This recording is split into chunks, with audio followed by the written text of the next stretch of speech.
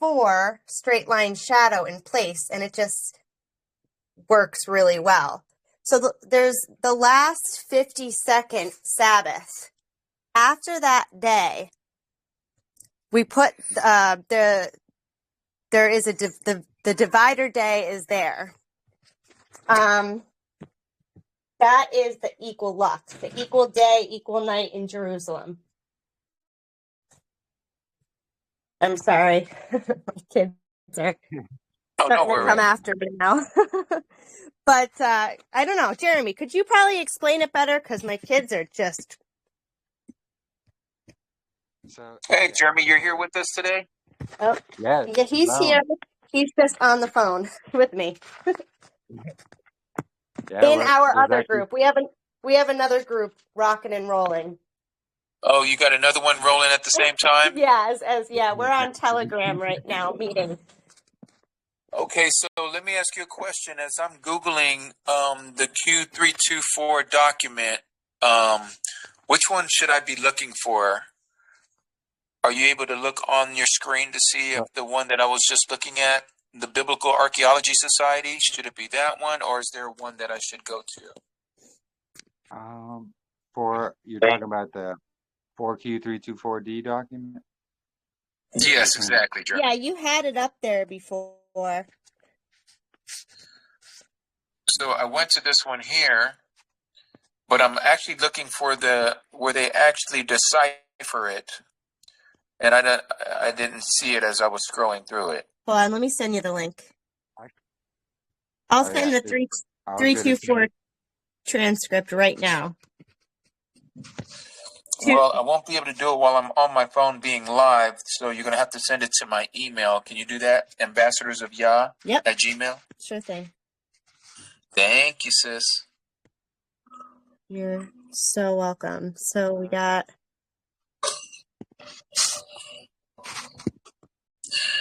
And so I was on the phone with both Brother Jeremy and Sister Katrina, and they were explaining about this divider day, a reset day, a day that we don't count.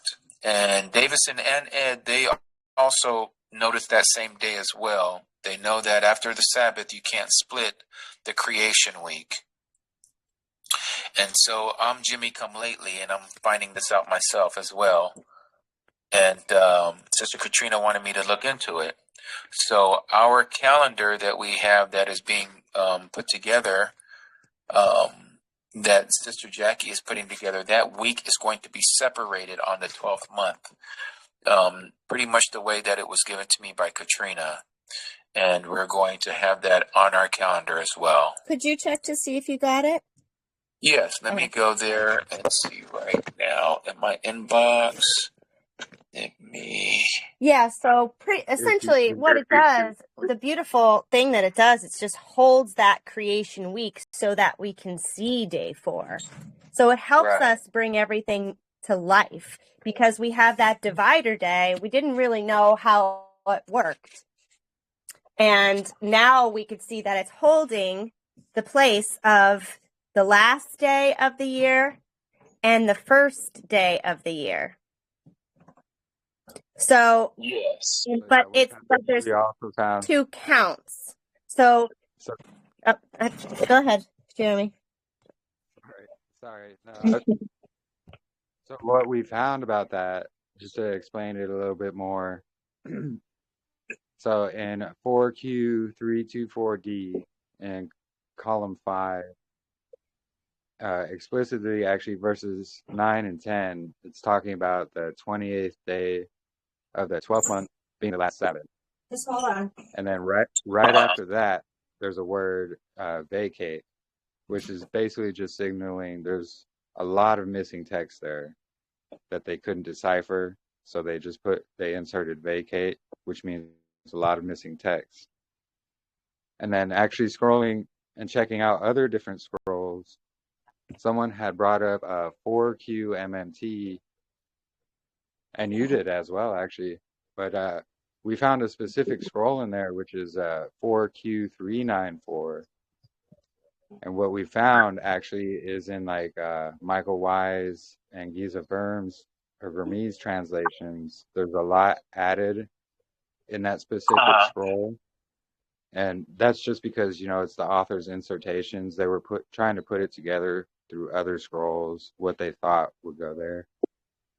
But if we take it back to the original text and what's there without all of that, we're going to see, the last Sabbath of the year. And then after that Sabbath, it's going to have the blank is added.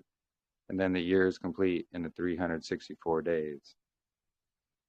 So that, what we found is going to be, if we insert that where that vacate is located in 4Q324D. I think we lost you there, Jeremy. Oh, can you hear me? Sorry. Oh, we lost both of them. Oh, there he is. Oh, can you hear me? Sorry. Okay, how Bad about signal now? today for some Sorry. reason. There we go. Are you able to hear me?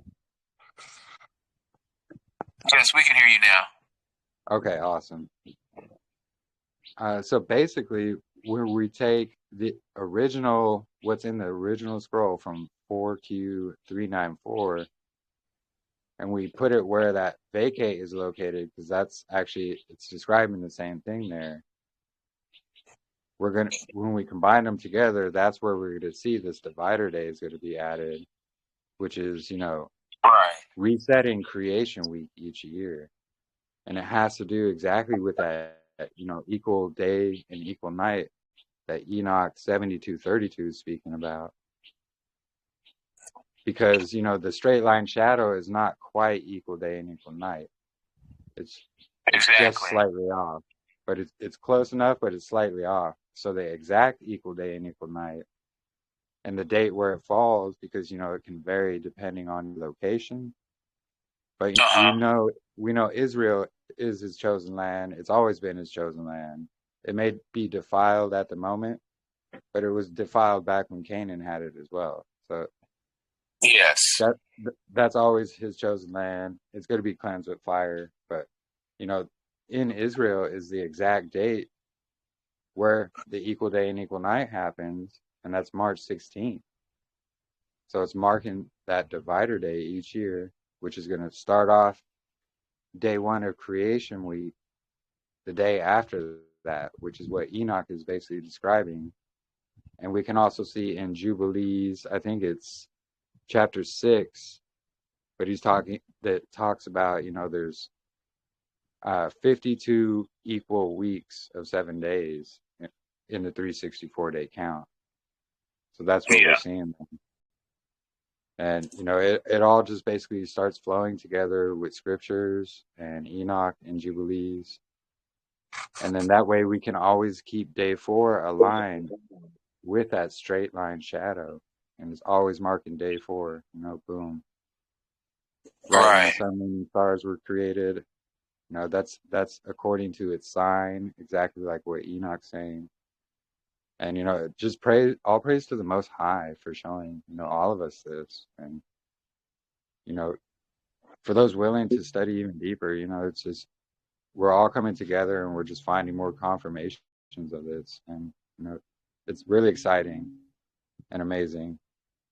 And thank you for letting me share, brother, as well. Oh, no worries at all. It's all praises to the Most High Yahuwah. As I always like to say, it's not our calendar, it's his calendar. Mm-hmm. He's the one that's opening up our eyes to his truth. And he's using brothers and sisters like yourself and like Sister Katrina and Ed and Davidson and myself and others to put these puzzles together so that others who may not have the time or who may not been given the understanding, to give them the understanding so they too can go and look into this matter to see if thus says Yahuwah about his calendar. And we know that his calendar in these last days, it's not by accident that we are now, and I don't want to say stumbling across this, because it is purposely done, because he's preparing his people. He's preparing his people for what is getting ready to come here in the last days. And so getting this calendar is one of the most important things, as also getting the revelation of his name, of knowing to walk in his law, and now here it is, the calendar has come into being so that we can follow that as well. And so, yeah, it's a move of the Ruach HaKodesh that is doing this. It is so beautiful. Jeremy, Yes. one more there's a couple people that were in the chat or in the live. The scrolls are 4Q34, or I'm sorry. Hold on. People are like, you're saying it too fast. I can't write it down. It's 4Q324D. And the other one is what was the other one, Jeremy? It's 4Q394. And there's actually a link. 394. Sorry, you kind of went down. Okay, got it. You have it. Yeah, which is this one here. And that one I do have with an asterisk here. The 28th of the 12th month is a Sabbath. And so I was showing you guys that earlier on our calendar, that is exactly what we have, is that we have that as, let me see here. I believe it, yeah. So let me go to the 28th.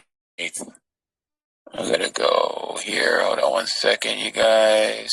Oh, I don't have it on this one. I forgot. We haven't put that one up yet. But that's the one that we're putting up here soon. But it lets you know here again, the 12th month on that 28th day, which is the last Shabbat of the 12th month. That is that passage here. So the first of the Sabbath, and again, don't look at this pagan day here. And on the second day, again, don't look at that pagan day. And then the third day are to be added to it. And the year is complete, 364 days. So when I show this to you on the calendar beads, that's what we were talking about here. So this is the last Shabbat of the year. That's the 28th day of the 12th month. This is the first day of the week, second day of the week, and the third day of the week. The divider is between the Sabbath and the first day of the creation week. But remember, after that last Sabbath, you don't count the next day. That day is another day of rest. It is a divider day, a reset day. And then it starts back up again. You start counting 1, 2, 3, and then you would come down here to the first month of the fourth day, which is today. Today is that day. Today is the spring equinox. It's the fourth day of creation. And then you have the fifth day, the sixth day, and then we have our Shabbat. And this year, the Shabbat is going to fall on a Sunday. Okay? So it's that simple. So thank you so much, Katrina, for clearing that up. And thank you for sending that over. I'm going to look over that document that you sent me. Anything else you want to share? No. Keep on doing what you're doing. I wish these were all recorded. All your lives were recorded so I could go back and get stuff that I missed. But you're doing fabulous. Thank you, Jimmy. Oh, no worries. And I believe it is. Yes, they are recorded. We have it on our link tree. Sister Nazareth.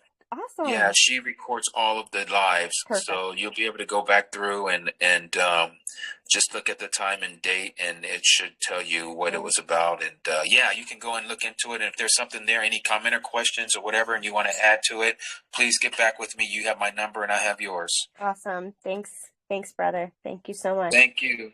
Yahuwah continue to use you and Jeremy. Yes. Shabbat shalom, everybody. Thank you. Shalom. Praise Yah. Shalom, you guys. Hallelujah. Shalom, you guys. Awesome. Hallelujah. All right. So we're just past the mark. Let me go back out here. We're about 4 minutes late. Let's go over here. Come on, doggies. I know you're about to run me over.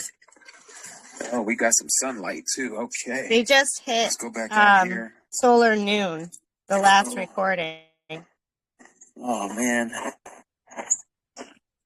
I should have moved this forward. Pretty interesting being the sun is in the way. I mean, they're combining two gatherings. The tree is in the way. Cool. What? Oh crap, his tree is in the way. No. Oh no. He's like the only one doing it right. I think. You're kidding. Cloudy, what are you doing? Sorry. Sister Erin got some videos up on her Facebook, I know, and she's tracking it as well with the armillary and the straight line method. But yeah, welcome to everybody as well who's just joining. Glad everyone can make it. what did everybody think? He seems so open. That's so great. It says Jake. Yeah, it's awesome. I thought it was Victor talking at first. Oh no, no. That'd be great if he can see it, but So he still doesn't see it yet, huh? No. Actually, he shared his calendar yesterday, and that's when Katrina was like, "Oh no, you're off." And then, we were showing him where he's off, and he's like, "Well, I'm not turning this into a debate," and just the excuses. And it's like, "All right, man. Like, we're trying to help you out and show you." And that's why I think a lot of this, because been a couple people here and there that were saying, the straight line shadow was found on the 19th. That's just not the case. Today on the 20th, we have so many confirmations that the straight line shadow occurred. And, all the way from New Zealand, they're already in the next day from here, us in the West, So they're already on a Friday over there. So go ahead, sorry. No, go ahead. So the Qumran dial that I just bought, so pointing the pointer part to the east instead of the north, to the east, will I get that straight line shadow right now on it? Well, it would point. Is that how? Yep. So on that method, when you point that little pointer to the east, like directly to the east, like all day, and then at sunset, it should line right up with that pointer as well. Like basically, it'll line up with that pointer all day. But there are different methods of, how to use it. Okay. And it seems like all these different methods actually work on it. So it's just really interesting, I think they did use it more than just one way. They had to, because there's all the different sections of it. There has to be different uses for it. Not only following the straight line shadow, but also, the time of day as a regular, like hour by hour, I believe. I'm not sure. Like I said, I still need to read more into it, but I mean, it was supposed to track the equilux and the equinox, and then plus the hours in a day, right? Yeah, exactly. Cool. That's what's fascinating. Yeah, it is. It is. Okay, thanks, Jim. Yeah, no problem. Yeah, let me see if I can find her page there for you, sister. I'll get it and I'll share the link here. Thank you.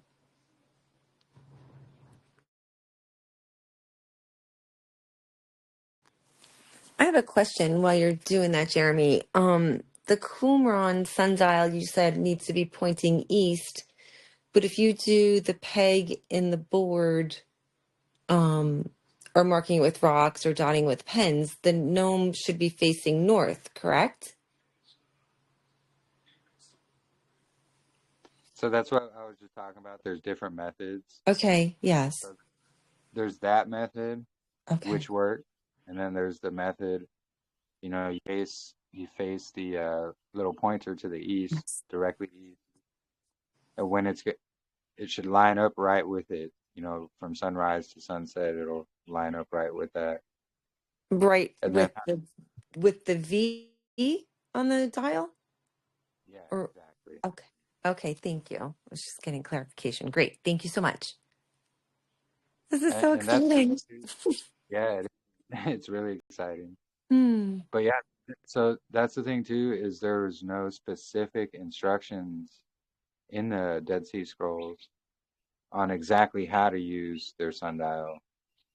So that's why we can really only hypothesize, but it seems all these different methods work, which would show they were using different methods, and their sundial, it tracked all these different things, the time of day, the equilux, the equinox. You point the thing directly north, it's going to, hit that marker right there at solar noon.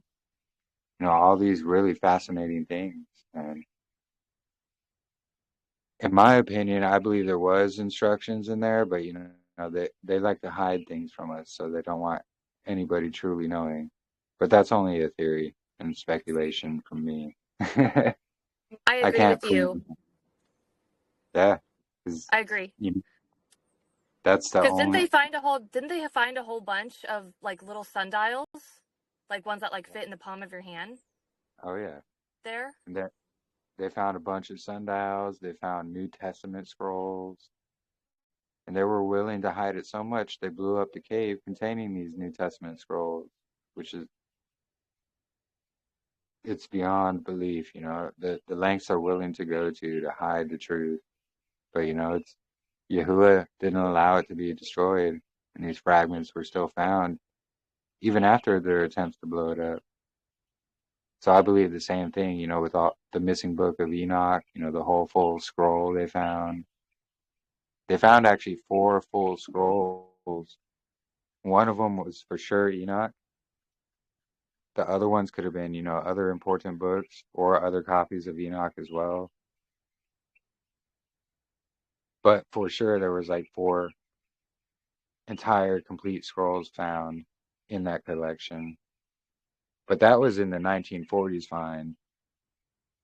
And we got to remember, they found it in the late 1800s as well, where they found a bunch of scrolls. They wrote a book about it.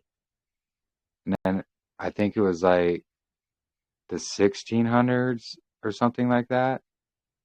They had originally found the Dead Sea Scrolls, and that's where they found all, for sure, all these complete scrolls. So what was found in the 40s was basically the leftover scraps from all the other times it's already been found in the past. It's just the history is so deep into it, and they hide it so well. Like it's hard to really look. You said there was another temple, the temple that Yahusha's parents had to go to get away from Herod, and I wonder if they've discovered that temple. I mean, there had to have been writings there too, right? Yeah, they did discover it actually. It's actually called the Temple of Onias. And it's named after, because Onias was the son of Zadok, and Onias is actually Greek for Johannathan or Jonathan, basically, which is, John. Did they find readings? Did they find scrolls there? I'm not sure. I have to look at the information again. They say completely describe it as something else, but they know what it is, of course. So they, of course, twist the information and say, oh, it's a pagan temple and this and that. And then make up a backstory around it. But when you actually read through the history and you see, Onias became friends with Ptolemy, that's how the Septuagint got translated into Greek. And Ptolemy allowed actually all the Zadoks to have land right there.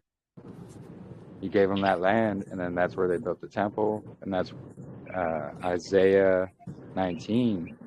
Boom, right. Jeremy, what's your from all the studying that you've been doing? What's your thoughts on the Septuagint?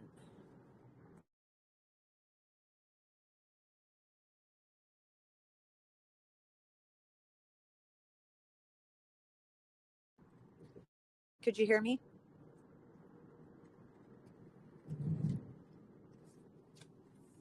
Hello? Can anybody hear? Yeah. Okay, you can hear me, Miranda? Can you hear Yeah. me? Okay, there you are. Barely. Sorry, I don't know what is wrong with my internet today.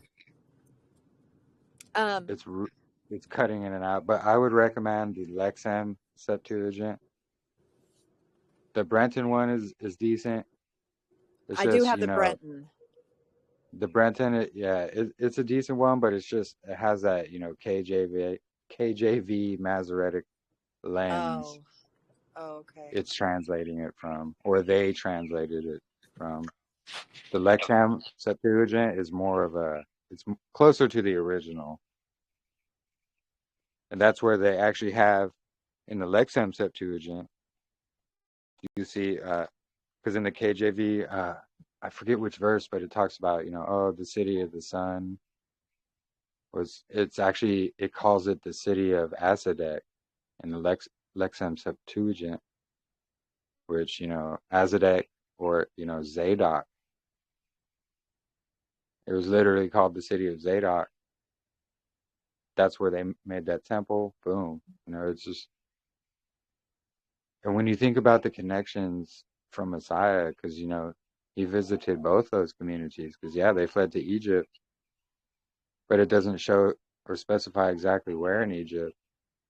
Well, in Egypt at that time, there was a Zadok community, the land of Onias, where they had that temple at the same time as the second temple. And even in some of the documents I have shared on my article, it goes through about how, the priests in that temple were claiming they were the true priests versus the ones in Jerusalem. And of course, their article that they shared is through the eyes of the usurpers. So we will know how they twist things. But really, they admit to all of this in their own, historical evidence and their studies and their articles they put out. They admit to all of this themselves, but they put little twists on it here and there to make it seem like the sons of Zadok were the bad guys and they were the good guys. Josephus did that too. Yeah, exactly.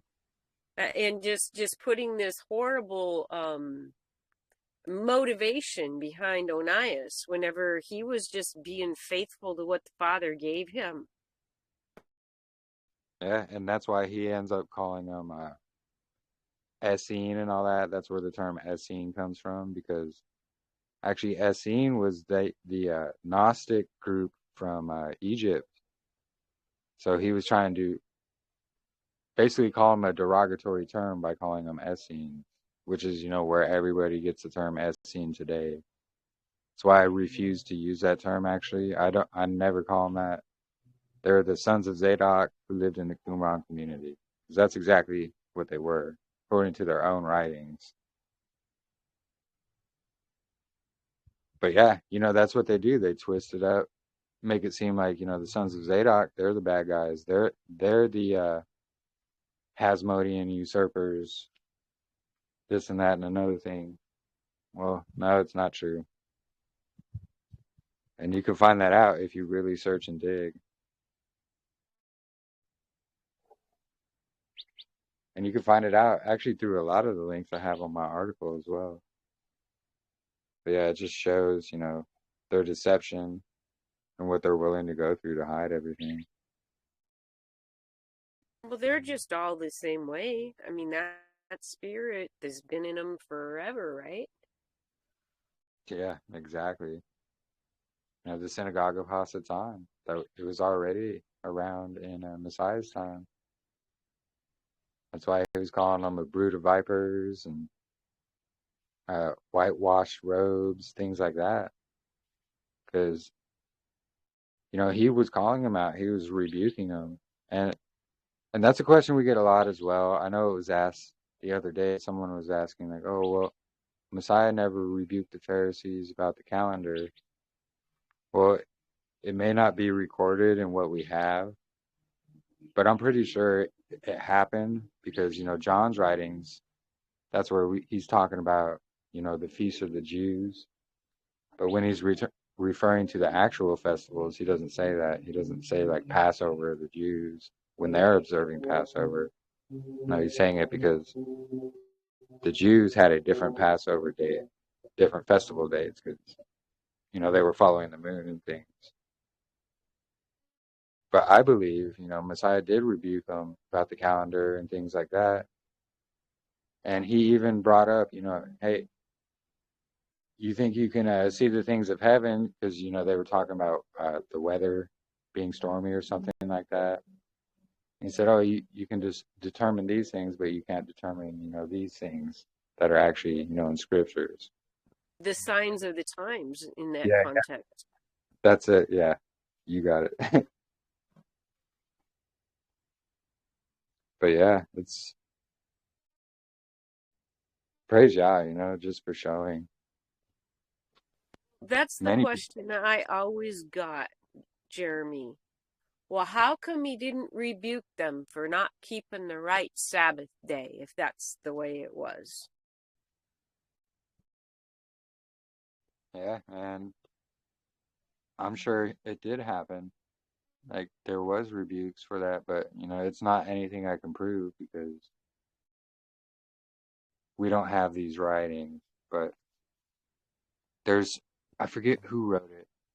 Maybe it was Paul or somebody. Somebody was saying, not even like a quarter of the works Messiah was doing were written down.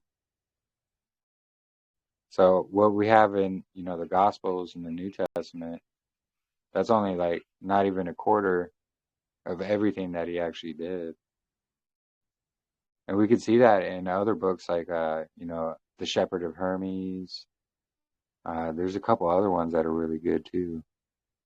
They talk about Messiah. The names are slipping my mind right now. I can't think of them. But Shepherd of Hermes was one. There was another one.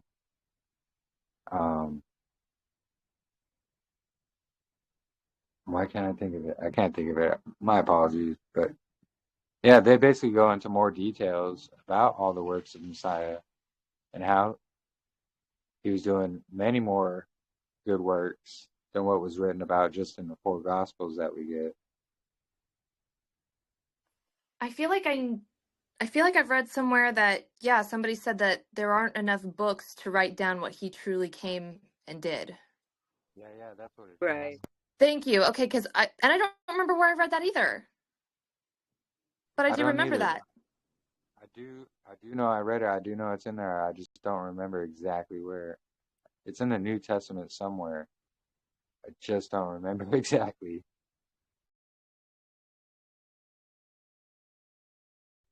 And that song about the love of God, and if all the quills were pens and all the ocean was ink or something, it would run dry before everything was written. That is such a beautiful song. Oh my.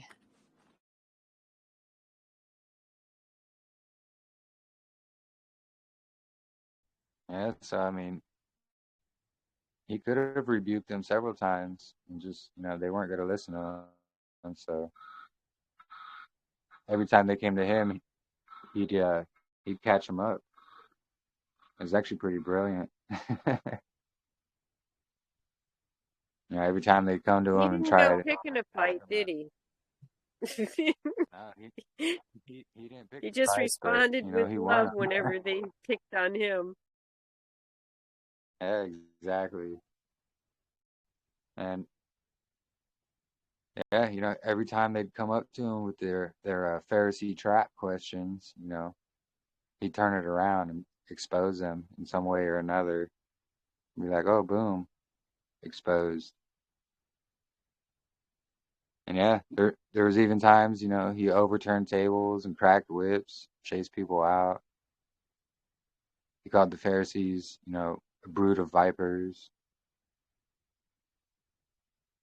because he knows who they were. They were the synagogue of Hasatan. Because they're the modern Jews of today are basically the descendants of those people. Like that's who they follow. That's where all their writings come from. That's where their Talmud and their Mishnah and all these things come from. It was just rabbinical, Pharisaical writings. We've gone over that a lot,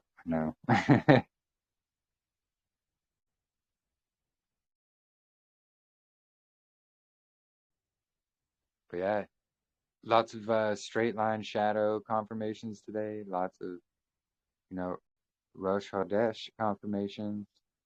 Like this is it. And it's really, I'm at peace with it because, It's only been confirmation after confirmation that shows this. All praise to the Most High.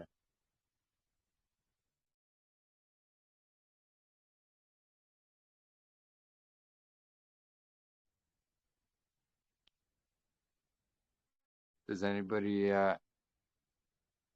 was anybody tracking that wants to talk about their findings who is on right now?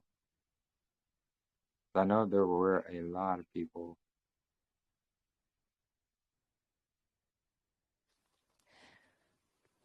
I What did about not you? get all my supplies, but I kind of tracked mine through the Flat Earth app, and it definitely showed it in between Aries and Pisces, like directly on the straight line that divides, those two constellations, which I Yeah, thought was really interesting. And the fact that the moon is exactly 4 constellations away from the sun, you just kind of see that pattern of 4 again. wow, interesting. Yeah, that's exactly what Marissa found too. The sun rising just as Pisces is coming up, right in between, just like that. More confirmation.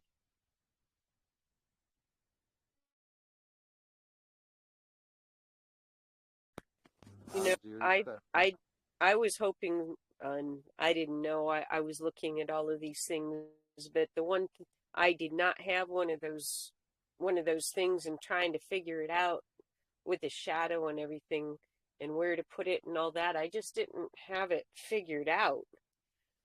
But I did notice that during this winter, just like last winter, where the moon was coming up, and then this morning it was a definite shift. It was northeast and it was due east, and I'm like, okay. So I at least have that much, and I have all kinds of brothers and sisters to second witness. So thank you all. that praise, yeah, that's awesome. Yeah, it's pretty amazing how the moon can just be like boom like that. And maybe that's what the moon is witnessing for. It's like not going to be a particular specific phase. And that was my thoughts coming into this as well. Like it's just when the moon is setting in a specific gate according to the sun. That's what it appears to be, marking. Because earlier this week, or sorry, last week, for the divider day, I was trying to track the sun rising and the moon setting at the same time. And I only got one day to do it because we had horrible clouds. But, one day it was rising like way, way off, towards the north. And then that next day, it was more south where it was setting, like the moon. And then by the time the divider day came, it was like even more south than that. And that was only like just the next night from each other. And that's how much the moon was moving. I was like, wow, I didn't even realize how it can shift so fast like that. You don't even realize it. But yeah, boom. And then it comes into the 4th gate. That's where the sun is at right now. All according to the markers in heaven. Well, I'm gonna have to watch for that when the moon rises. It should be. I'm trying to remember which week it is. It's really close to full moon right now, isn't it? Yeah. Yeah, maybe I have the timing. Okay, so this evening then, the Just passed. moon will rise opposite the sun. Oh no, it passed last week, didn't it? With the full moon, and people were talking about the blood moon and everything. So today we should see that moon overhead around noon at the quarter phase, today or tomorrow. Because that's when it comes in. I thought it might be going into the third lunar week. I just hadn't been tracking it so well right now. I see it better in the evening than I do in the morning sometimes. But that's when it rises, is around noon. This time of this time of the phases.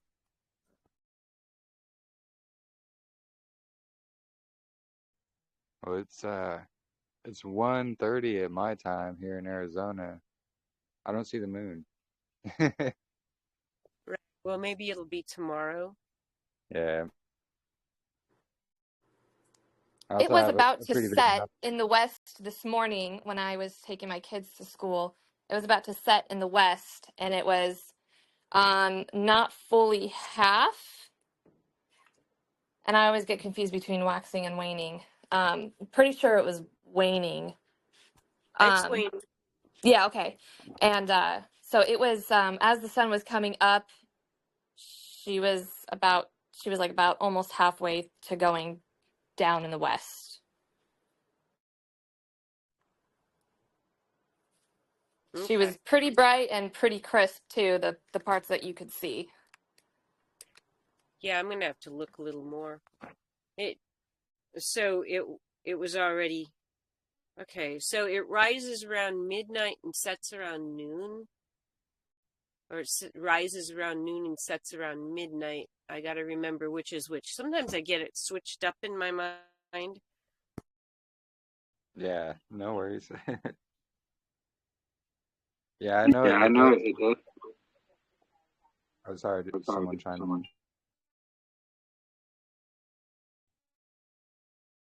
I was going to say, Jeremy, doesn't the moon follow in the exact spot where the sun sets tonight? Moon's going to go the same spot. Yeah, that's what I want to watch for, and that's what I was watching for last week as well. But it wasn't quite in the same gate last week. But I was looking this morning at where the sun was rising, so if the moon's rising right there today as the sun is setting, yeah, I don't know. That's why this is the year of testing for us. See, I've watched this stuff for years, and the moon rising when the sun is setting is when it's full. It's in the second lunar week of the month, and we are in the third lunar week of the month, going to the waning quarter phase. Probably will come in around tomorrow sometime, tonight or tomorrow. Yeah, that's what I actually morning noticed. Actually, is when you see it. At dawn, you can see it. I noticed that last week because it was the sun. So as the sun was rising, the moon was setting, and then vice versa. Like the moon would be setting as the sun's rising. It was pretty cool. Right. Even though that was the opposition. I mean, that's what we always call. That's what I always called it, is the double opposition. The evening of the 14th, announcing for the morning of the 15th. And of course, I had different ideas about what that was announcing. But anyway, we won't go into that here. Yeah, no. No, but opposition is a perfect explanation because they are they are literally opposite of each other in 6 constellations apart. So I like that term opposition because they literally are opposite. Like they're directly opposite apart from each other. And that's the 14th and the 15th of the lunar month, the way that I have understood it. And I can just call it the lunar month, the year act, the lunation thing, you know? Yeah. Yeah, because it is. It's the Iraq, the lunation of the moon. And Enoch does describe that because it does happen, but he just never says, "Hey, this is what's going to bring in a month for years." That's right. He's just describing it because it happens. But we do see these things happen, like, the moon setting as the sun's rising and vice versa. Yeah, I like that. Pretty cool. So I do have a weird kind of question. Or maybe not a question, maybe more of just like so when I was rereading Enoch, I'm rereading the entire section when it talks about the luminaries. There's so much to go through, and the way it's written, and because it was obviously translated, it's just such a different way of reading. And so it's nothing you can skim through. You have to, I literally have to like read it word for word and then reread it. But it was talking about, kind of like in the days of the sinners, how the moon will not come in her season. And then we know that, the moon isn't for days, weeks, months, years, right? So I wondered, did the moon ever used to be shown during the daylight hours? Because the moon is for, for night, right? So like, I don't know, what are people's thoughts on that? Because we can clearly see the moon like in the day. So what do you guys think? Enoch talks about that as well, how it shines in the day sometimes. Okay. Yeah. See, still going all over all of it. Yeah. No, yeah, that Enoch is pretty, like his wording can make things kind of confusing at times. But, because trust me, my first time reading Enoch, I had no clue what he was talking about. But, reading it hundreds of times over and over, I'm like, I can see that now. Oh, well, Like, right. wait, And then, we still have the indoctrination of the ball in our heads. yeah, well, some people do, yeah, correct. Yeah, I'm still one of those people because I'm just like, when I'm reading it, sometimes I'm like, duh, it's not a ball. I don't know why that keeps trying to pop in there. Yeah, and they even mistranslate it a few times here and there. Like, there's a verse where in some translations it says, "In those days the earth was tilted" or something. Well, that's not what it actually says. Really? Yeah, it actually says, "In those days the earth was sunken, not tilted." Sunken. So As in there's like some after the flood? yeah, I believe so. Yeah, That's referring to like after the flood. yeah. He's talking about how it was sunken after the flood, but some translations say that's when the earth was tilted. But we all know that's not what Enoch is describing. He's not describing a ball. So it actually says, like in the original, like the Greek that it was found in, and in the Dead Sea Scrolls, you can see it says the earth was sunken, not tilted. Because that was one of the verses Aaron Ryan was trying to use to say, "Oh, look, we live on a ball," and Enoch says so. And I was like, "Wait a second." I was like, "It can't. There's no way they would have said the earth was tilted." So I looked up that verse. Not the original language says sunken. Wow. Now, I think it's funny because I know somebody shared in I think the Facebook Messenger group that NASA had put out that says, like, spring has sprung, and it says the day when the sun crosses over the Earth's equator. And what's funny is, if people were to look at that and then be like, wait, if it's Earth that's revolving around the sun, then how does the sun cross the Earth's equator? Yeah, no, right? Yeah, that's true. That doesn't make any sense. It doesn't. It just like how they say, a lunar eclipse is the Earth's shadow eclipsing the moon. Right. Well, that's what they claim the moon phases are as well. Right. So how can it be both? Right. It doesn't make sense. It's madness. But this is the thing. We were taught to look up to them, and ever since we were little tiny, and some of us even watched the man landing and walking on the moon. I'm dating myself here, but we were very young and impressionable, and adults, they knew what they were talking about. We might not understand it, and I remember asking questions, and if if the answer was not known, or if it didn't make sense, boy, was I put down. So I kind of got this thing of, well, I'll just have to take their word for it because I can't understand it. And, maybe I'm kind of dumb or something. Yeah. Right, and I never asked questions. I just thought, yeah, I was like, oh, well, I must not be as smart as these other people. It made me feel real Yeah, stupid. that's how they want us to think. And yeah, that I heard, back when it happened and everyone watched it on TV, there was a lot of people questioning it back then. But that's before my time. So I can't attest to that, but that's just what I've heard. If A we lot of could people were, only talk to those whistleblowers today. yeah, I know, right? Hey, Marissa, shalom. Shalom. I'm just like in and out with the kids and everything else that's going on here. No worries. Yeah, we were just talking about the moon, and I was like, "Where's Marissa?"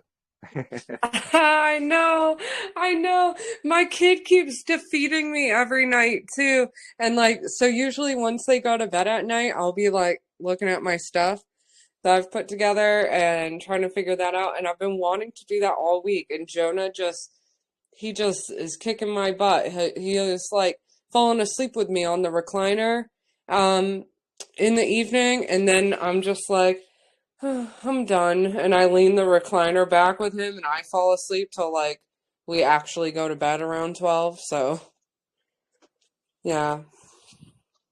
I was really Yeah. hoping to have something put together for today. And so that's how my week went, though. So But when do it's you, good when do you for plan on mamas to maybe get put? their rest when they can. Woo. Oh yeah. So it's good for When do you mamas plan? to Maybe get this their rest Shabbat? when they can. Yeah, because I also have off tomorrow, so hopefully I'll have the time for that. Like tonight or tomorrow, and I can put something together. I feel I'm like I'm really close, really close. So, I'm so excited. me too. Me too. What a blessing for the new year that would be. Yeah, to have the moon, basically figured out. Praise Yah. Yeah. Way to go, Marissa. And we got an extra day of preparation too this week. Yeah. Yep. So today's the Shabbat, head of months, Rosh Chodesh, which actually, so that's what they say, Hebrew for New Year's is Rosh Chodesh. Well, that's just another kind of proof there because Chodesh is called the head of months, Rosh Chodesh. But that's just kind of more proof showing, the term New Year is more of a pagan term. And it's described for this Babylonian New Year that they have versus, the head of months. I just found it interesting. Thought about it today. I was like, huh, yeah, interesting. New Year's Rosh Chodesh, head of months.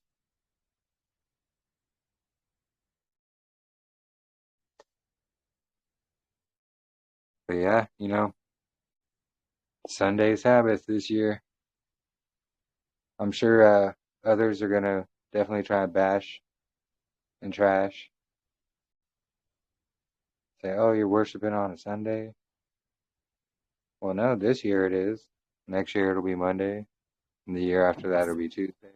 Oh no, we're not worshiping on their pagan calendar. We're worshiping on our Abba's Sabbath, and it counts up different. They just because they call it the wrong name doesn't mean that we're doing it. Yeah, exactly. Yeah, because we don't go off the Roman planetary week. We know that that's false. And I find it rather intriguing how they hide that information and they actually promote opposite. And unless you really dig, you're really not going to find that information because I didn't know about that. And I started researching into it and I was like, you know what? look at all this information that's, it's deeply hidden. You got to go through all these crazy web searches and scroll all the way to the last, search to find these things. And there it is. Praise Yahuwah.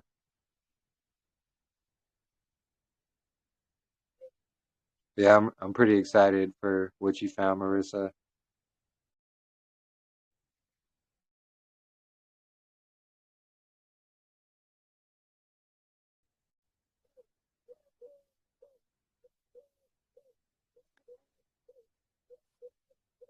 So, how is everybody's Rosh Chodesh going? Pray it's been a restful day for everybody. It has been wonderful. Miranda came over after she dropped the kids off, and we've just been having such a wonderful fellowship. It's been such a blessing. Blew my shofar. Oh yeah, me and Callan did that. It's been a nice rest day, just relaxing. Yes. Checking out all the straight line confirmation.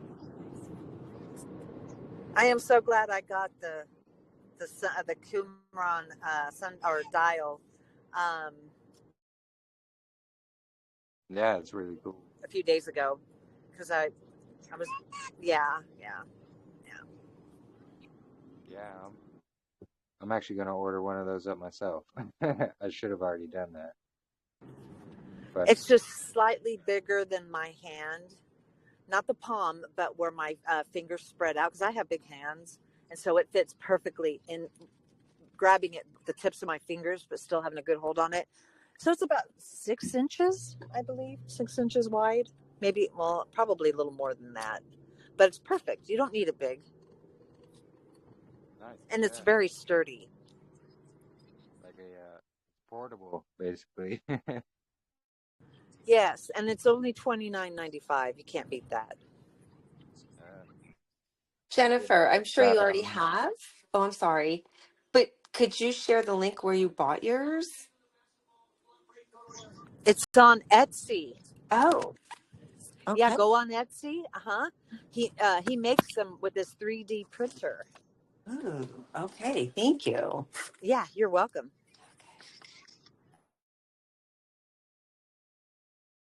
Yeah, if you just use whatever search engine you use, just put in a Qumran sundial. It'll usually pop right up, the link for Etsy.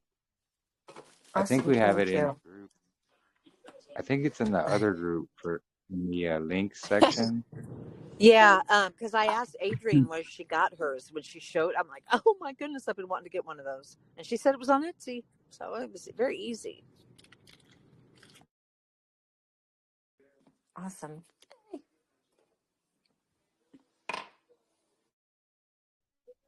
Yeah, and Katrina's stick and her rocks. I loved it. It was awesome. Yes, That was cool. it was very nice to see all the different sticks and how people got real creative.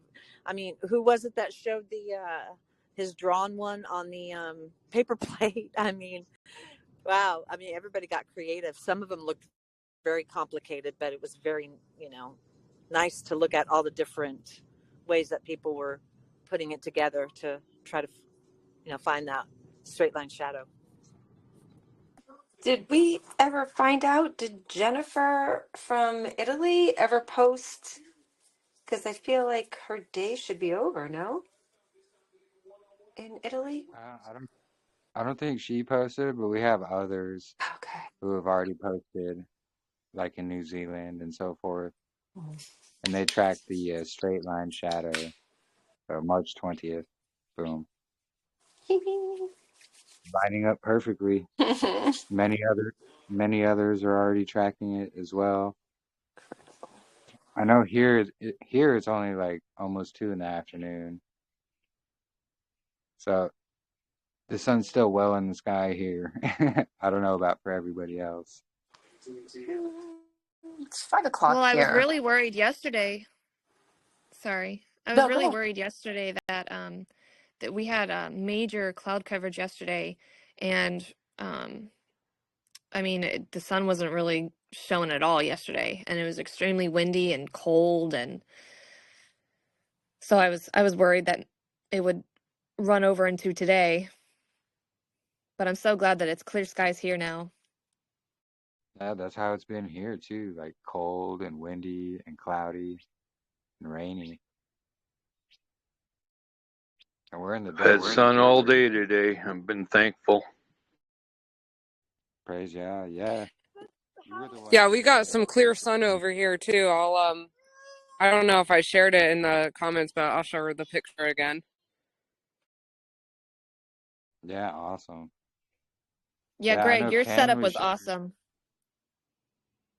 yeah, for sure. You're welcome. I like how you I even know had like a Ken. little Earth model with the dome. Yeah, that was cool. East and north also.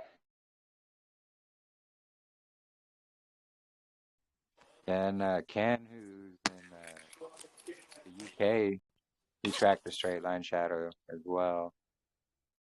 He was doing it from sun up to sunset. He was sharing all the pictures there in chat.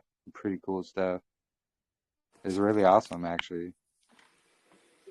It just came to my mind because I was outside, like I just got my shofar, not yesterday, the day before. So I was blowing it. And I was just thinking in my head, like the pagan New Year, they always have those hats and noisemakers that almost can sound like not identical, but close to what the shofar would sound like. You know, they have the little tassels on the end, and everybody be walking around at midnight blowing those. Yeah, Crazy. those little horn things Yep. that Yep. the ones that roll out or whatever. Yes. Yeah, So I, actually I never. for sorry. That's So actually for Feast of Trumpets last year, we got a bag of those noisemakers for the kids so that like for our little ones that can't blow the shofars that they could. They really loved that. yeah, that's perfect for them. But it's just so funny how they like mocks again the time and Yeah, trying to yes. mimic. Trying to Yes. mimic. Yeah. Yeah. Mm-hmm. The shofar is so pretty though. Like I love the sound of it. Yeah, I me know, me too. too. I'm just not good at it. Gotta I'm not good at it pucker at the all. lips like a trumpet. You Yeah. know?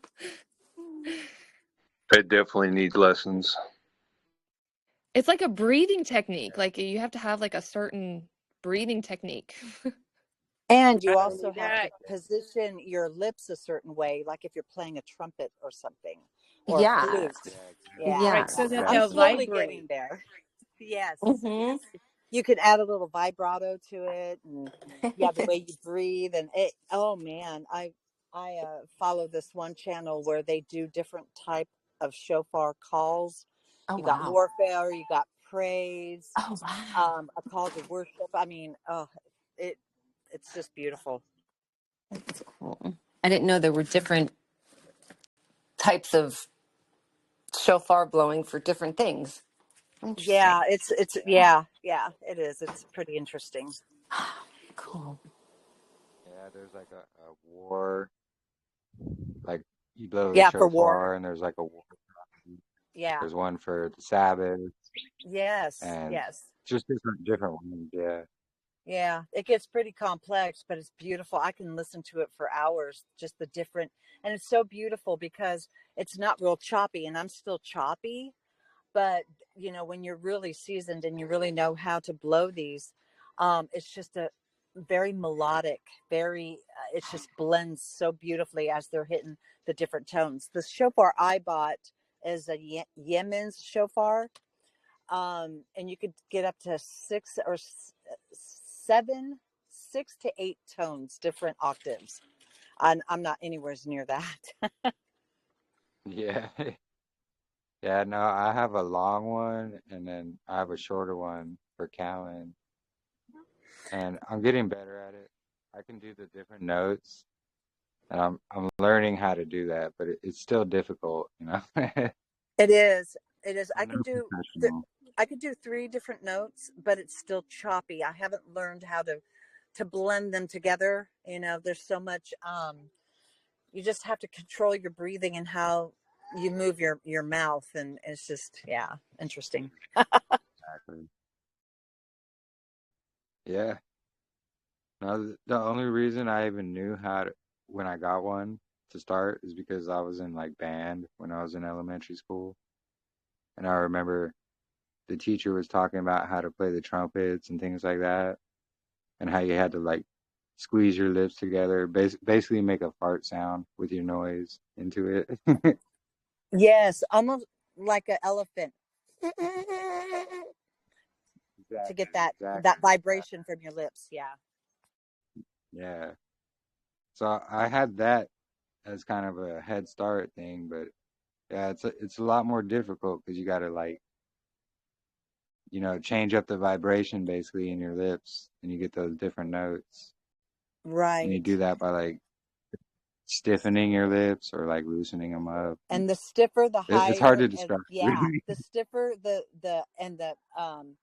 and the more closed the lips, the higher, and the more relaxed, the lower you can go with it.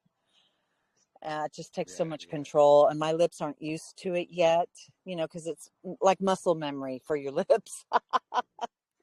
Yeah, exactly. Exactly. But yeah, they say the longer the shofar, actually, the easier it is to blow out of, but also the deeper and richer the tone, the longer the shofar is.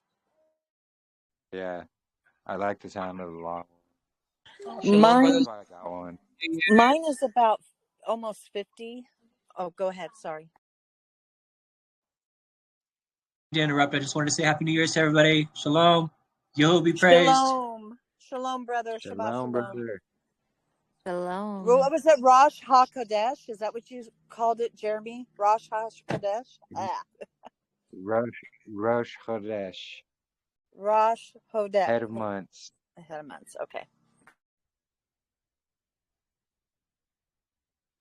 So what's Yeah, Rosh crazy. Hashanah? What's that? I think it's like the same thing. Yeah, I I've think actually Okay. I've actually learned something that we can look into about Rosh Hashanah is that it's a feast of shouting. Uh, According to one source that I saw, not an actual feast of trumpets. I don't know if that's entirely true, but it's worth looking into.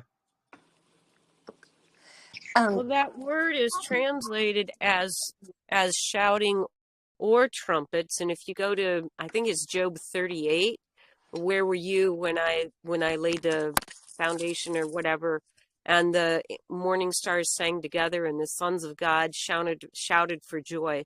That's teruah. It's the same word. Yeah, So Yom shouting Teruah. would work Yeah. for it. Yeah, day of So, shouting. Oh so wow. Purim, isn't that a Judaism type of observance? I And what's think it for mean? Esther, I think the story of Esther, It was Purim. Purim. Isn't that Right. Judaism? Yeah, And it's they question that because Esther was not found in the Dead Sea Scrolls anywhere. Exactly. yeah, exactly. It's Ah. more of a traditions of man Yeah, festival. Judaism basically. So, and Exactly. they're saying that Hanukkah is the same thing. Yeah, really. In all honesty, it is because it was a festival from the Maccabees, and there was a festival of lights for the original dedication of the temple at Solomon's time. That's where the God culture actually explains it pretty well. But that's the festival they were talking about in the New Testament versus Hanukkah, it being Hanukkah, the modern term of Hanukkah, which actually comes from Saturnalia as well. Same thing as Christmas, which is why they don't have a problem blending them together today. Like sometimes you'll see those Jewish stars all over the Christmas trees and stuff. It's the same thing. They're observing the same thing. Yep. Jeremy, how can you say Rosh Hodesh? I'm with an H. I'm just, and maybe I'm not hearing it correctly, or Chodesh, CHO, however you spell it, for months. Why is it different if it's head of It's months? it's the same thing, really. Okay. Just Sure. however you spell it. Gotcha. It's actually in the Hebrew. It would be Q, Oh, but CH or just H, same thing. It's gotcha. Chodesh, Chodesh. Okay.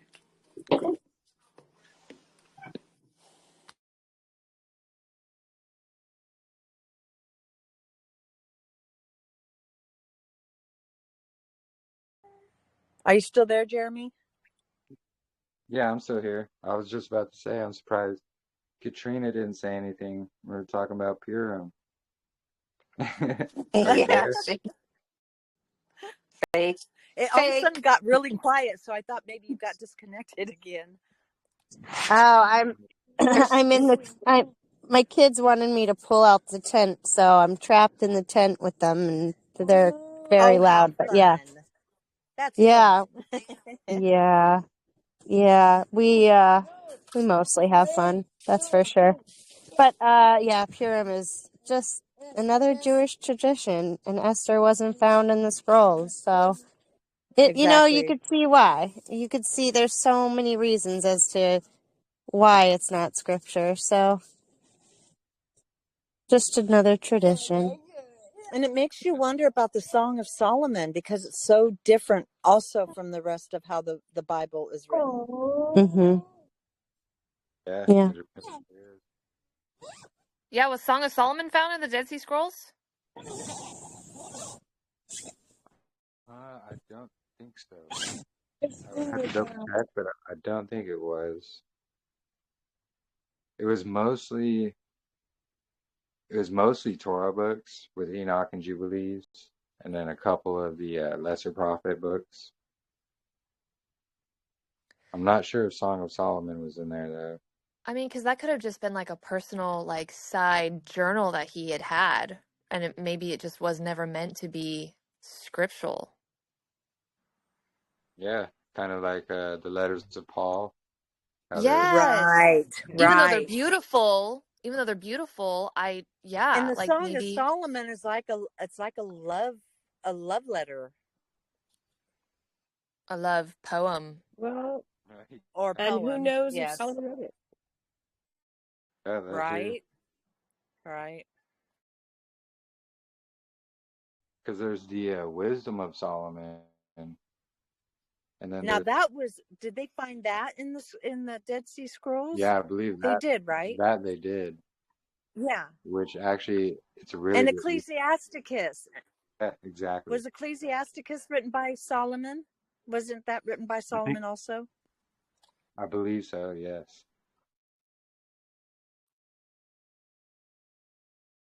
Yeah, they found that and Ecclesiasticus, not Ecclesiastes, Ecclesiasticus, or Sirach, or Ben Sirach, same thing.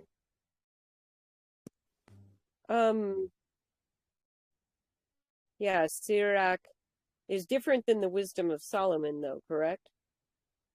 Sirach and Ecclesiasticus are both this two different names for the same book, right? But the Yeah, wisdom of correct. Solomon is something else. Yeah, correct. They're different books. Yeah. Another question I have. The Shepherd of Hermas. Was that also found in the Dead Sea Scrolls? Just curious.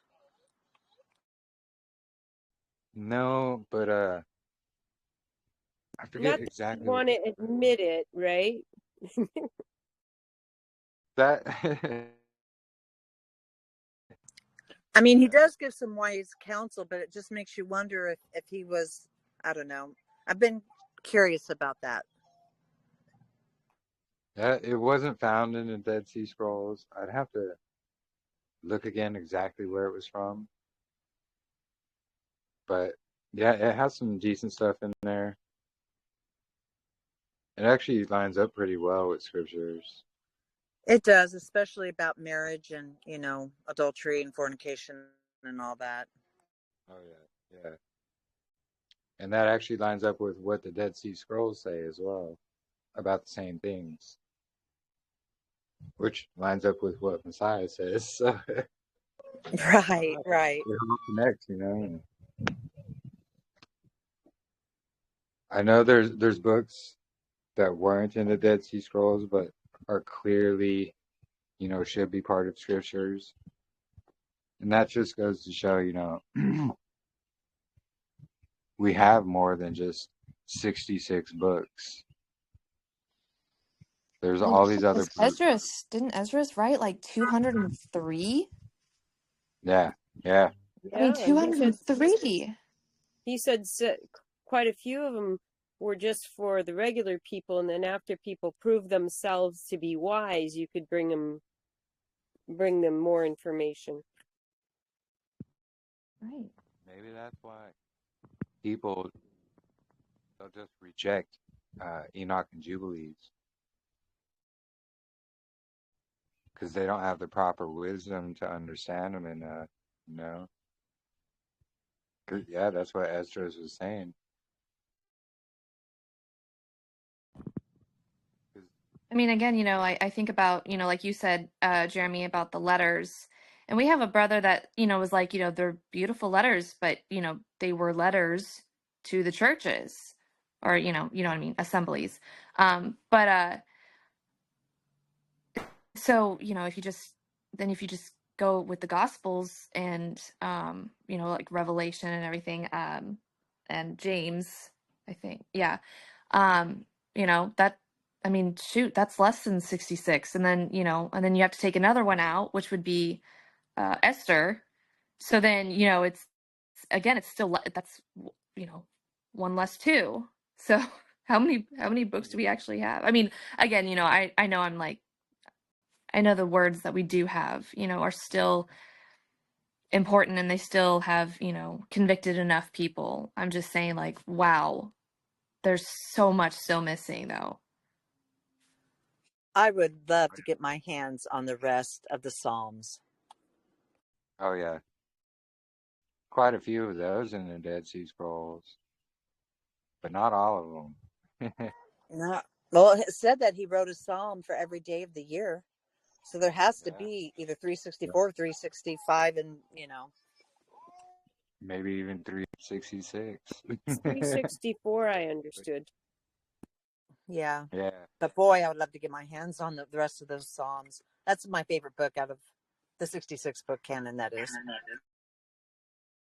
We noticed that 154 to 160 was gone in one Bible, and 151 to 155 didn't match what one Bible said, so there's some controversy there.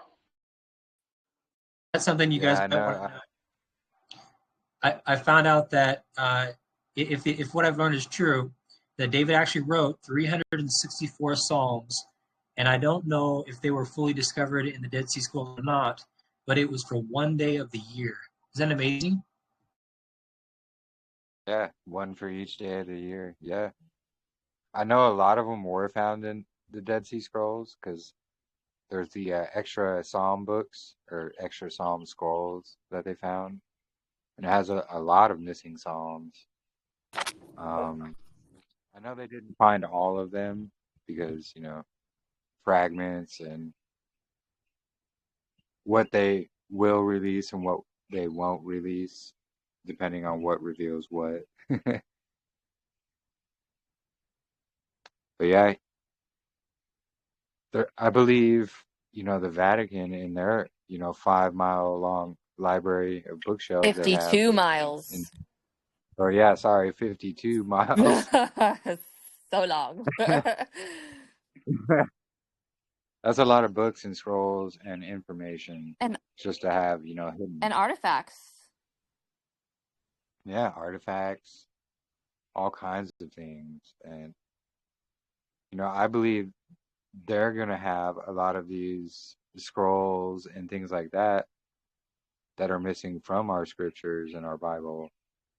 And, the Noah's Book of Herbs, I've always had a suspicion that it's in the Vatican library, Well, but I can't say for sure. no, I agree with you, Jeremy, because again, for them to make all of these pharmaceuticals that counteract everything else in our body, the natural structure, I mean, how else would they know to poison us if they don't have what actually makes us healthy? Do you know what I mean?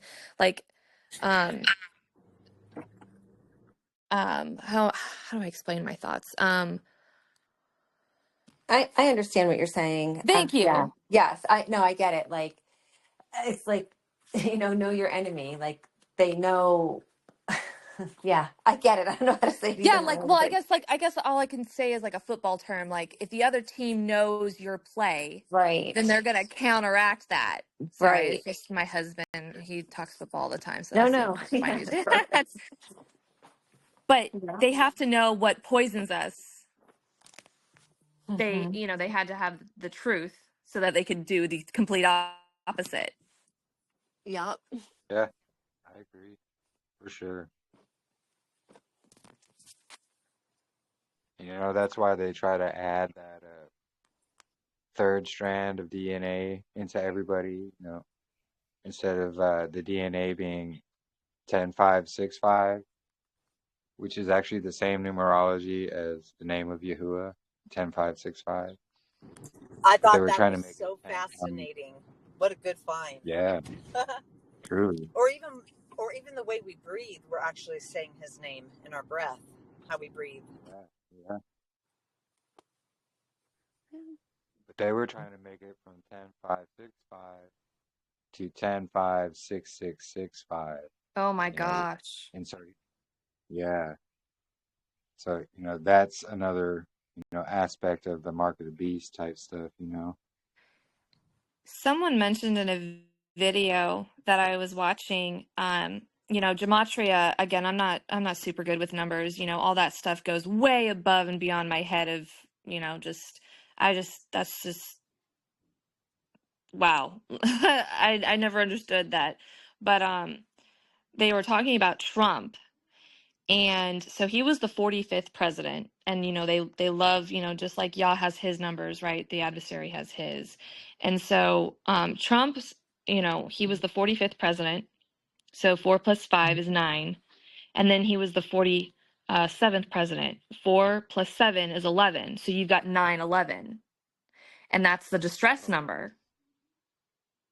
So it's basically they're saying, like, hey, you're in distress because, Wow, interesting. Yeah. yeah. I was like, wow.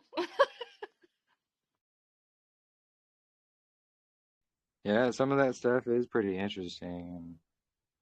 And, that's actually what the enemy works with is all that stuff. So that's how they come up with their, master plans. Yeah. And they're terrified of the number 4. Like it's considered an unlucky number, which is hilarious. Yeah. But they do love that 13. The 13, the 17. 66, Yep. 33. And then of course the 6 for the number of man. 666. Yeah, exactly. I just wanted to add something back when you were talking about something else, but I've had terrible connection regarding how the enemy knows the truth and knows how to squiff everything. And this is why we have a Saturday or a Sunday Sabbath, not a one that we're doing now. He just knows that he can't have the people worshipping the true creator, Yahuwah, on the correct day and having the feast on the correct day, because it's going to be a powerful thing when so many people are doing the right thing. Yeah, definitely. I agree. Yeah, I do too. I think it was the perfect calendar to set up right after the millennial reign, you know? That seventh cycle. And I think it was like the perfect booby trap. Yeah, Yeah. because they got rid of all the they got rid of all the proof showing all that, Yeah, I actually just recently watched, I don't know if you guys have watched it yet. Adrienne may have, the Fig Tree Generation. They've just put out a calendar video, and I was hopeful that they might be on the right track, but got a bit disappointed when they said that they have to do the moon as well, and they were using the moon in the wrong context from the scriptures. But they said in the millennial reign, they reckon that the people had their Sabbath on a Saturday, so that must be correct. So this is where we are, and they're still keeping the Saturday. So I was like, oh, guys, no. But they're happy for people to email them to let them know any information that they have, that the calendar that they think is correct. So they're really open. I think the Fig Tree Generation, if you look in I haven't looked yet, but in their opening description, they'll probably have their email in there. So I think maybe perhaps we could sow some seed. Yes, I watched them. They've got some pretty good studies. I think my mom said that she had sent them Jeremy's article and then the layout calendar. Yeah, I was just going to say that. Didn't you bring that up, Jennifer? Yeah, I did. Yeah, I didn't actually talk to them. It was just a chat. Well, responses to one of their videos, because they just recently did on the calendar, and they said they follow the Zadok calendar, and that their equal lux was on Sabbath. And I went, oh, interesting. I said ours was on, Sunday.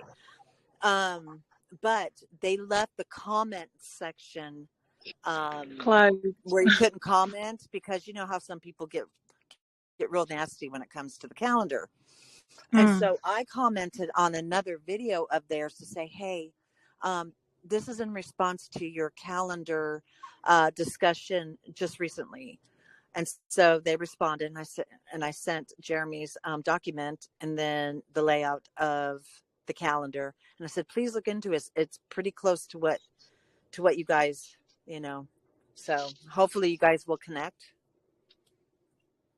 Yeah, and also Adrienne said that she knows them personally and was going to communicate with them one-to-one. Oh, good. And yeah, and in the video, they did express that they have had people come to them with different calendars. And I also, on another video before they brought out this calendar video, but back, I don't know which one it was, but I did tell them what we were doing, and they, responded with a heart or something. But yeah, I think the more people that sometimes some people need to see that other people are doing the same thing before they go, okay, there could be some validity to this, because some people just don't like being out on their own. Even though these guys are really happy to do the different, like we are happy to do the different. But some also seed sown can be helpful. I think also for them to realize that some of these scriptures that they found regarding the moon is misinterpretation, and they're not to use it the way that I think they're trying to use it. So I don't understand it completely to be able to talk to others about it fully. That sort of stuff just goes over my head because I haven't really spent the time to study it out. I get it, as in I know what's right and wrong, but I wouldn't be able to say to them, hey, you've got it wrong. But yeah, someone like I'm not at Jeremy that or point. someone else. Yeah, I'm not at that point yet either. I understand it when I'm listening to it, when it's being presented, and I look over it, but to try to explain it to somebody, I'm not anywhere near that yet. Yeah. Yeah, it takes quite a bit to be able to get to that level, I think. It took me a long time, I think and it's even still difficult to try. Oh, go ahead. Sorry. Oh, nothing. I was just going to compare it to, like, again, I'm not very good with numbers, but, I understand that, 3 plus 3 is 6 and 5 plus 5 is 10. And so, like, a basic understanding and being able to understand it, but then putting in all the intricate details sometimes is just so hard. And again, like our modern English way that we have learned how to, read and write, and, comprehend things and then, speak it back out to people is also so different, I feel like, compared to, how they wrote back then. I mean, how they wrote back then was so beautiful. I mean, even Old English is beautiful, but yeah, it's almost like the heart has been taken out of the meaning of words. Yeah, I believe so. I agree. Total agreement. Because Yes. the language, it was amazing and beautiful and easy to look at, versus, the chicken scratch we have today. Yeah. But For sure. yeah, Oh, and I think it's all the questions that help with being able to present as well. Because, I know Katrina helps me out a lot. And I basically memorize these things because she'll ask me so many times, like, hey, what's this? And so I have to say it like so many times that, by the end of the day, I've got it memorized. praise Yah for that. Well, I mean, what that's does so he do in good his for word? us. Well, Yeah. well, it is, because how does he? When you see it consistently in his word, he repeats things and uses different words, but have the same meaning to drive home the same object lesson that he's trying to teach us. I love the way he teaches us, and it's repetition. That's how we learn. That's a good point. It does. Yeah, Yeah, it's a I lot. find a lot of stuff too all over the place, from different people. But my retrieval doesn't work all that well. And so I don't I'm actually going through my memories now, looking through like how I celebrated last year and all the other like really good nooks and crannies that I really didn't take advantage of at the time, I was like, what? It's blowing my mind right now.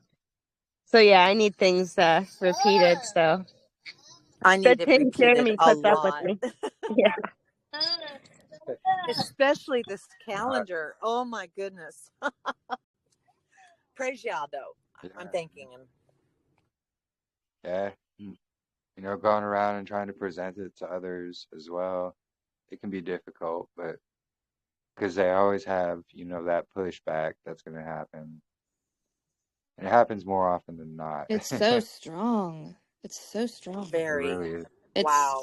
Oh, And how that was so people good. literally get so angry. I mean, wow, it's definitely not the spirit of Yah when you see that kind of anger. Yeah.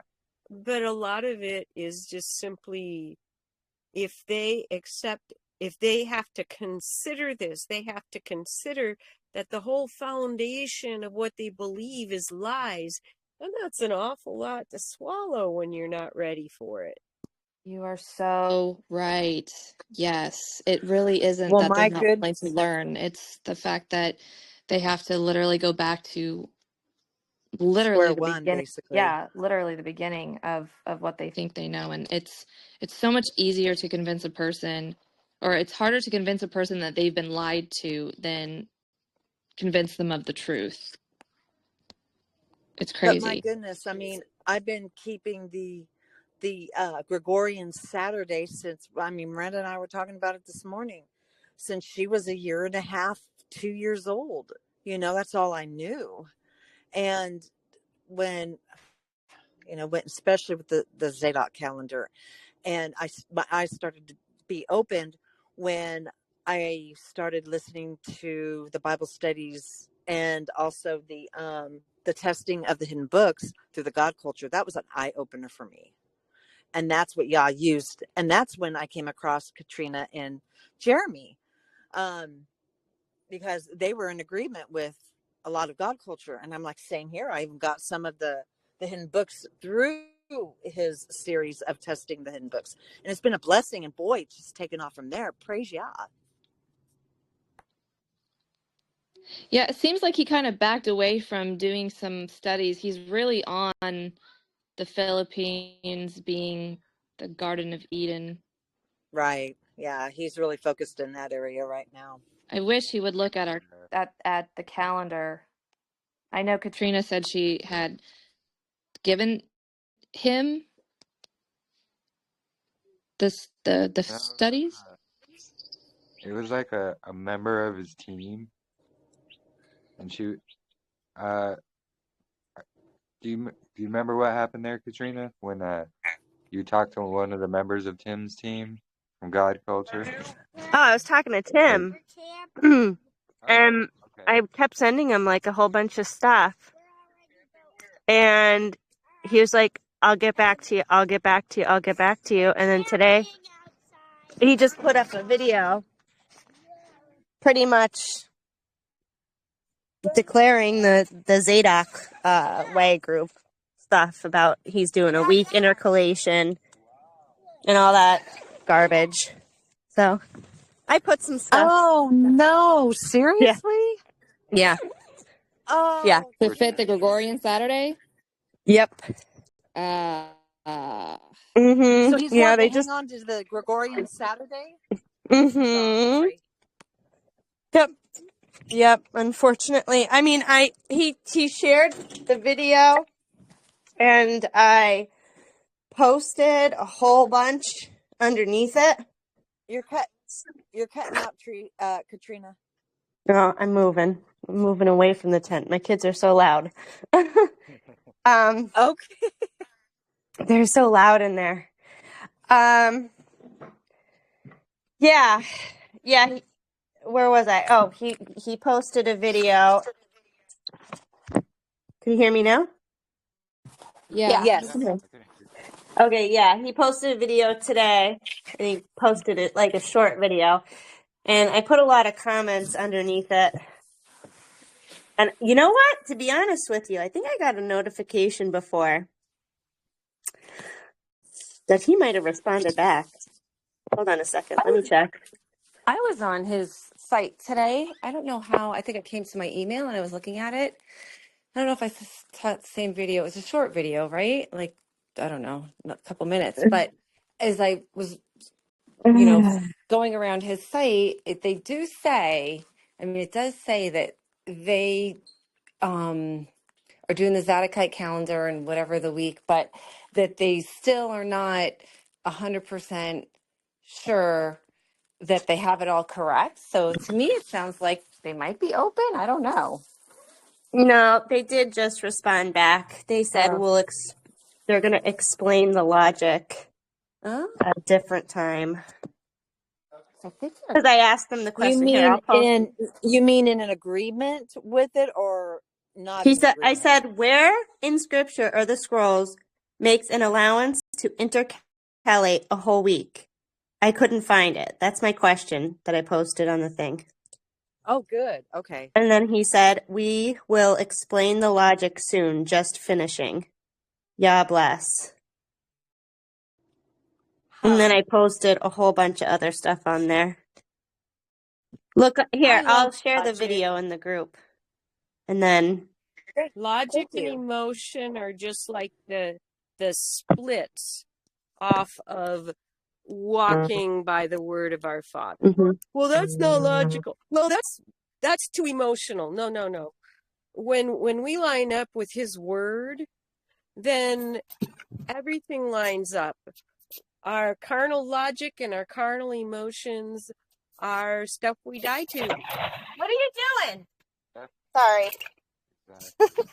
No worries. Ooh, let me just put this on mute. Yeah, no worries. But that reminds me as well. I was talking to someone on the Zadok Ways team. Like they were talking to me and we were going back and forth. It was actually a couple weeks ago. But I was explaining this method and how we found the different Dead Sea Scrolls. And she was in agreement. And she said she was going to talk with the rest of the team, and that's, Zadok Way themselves.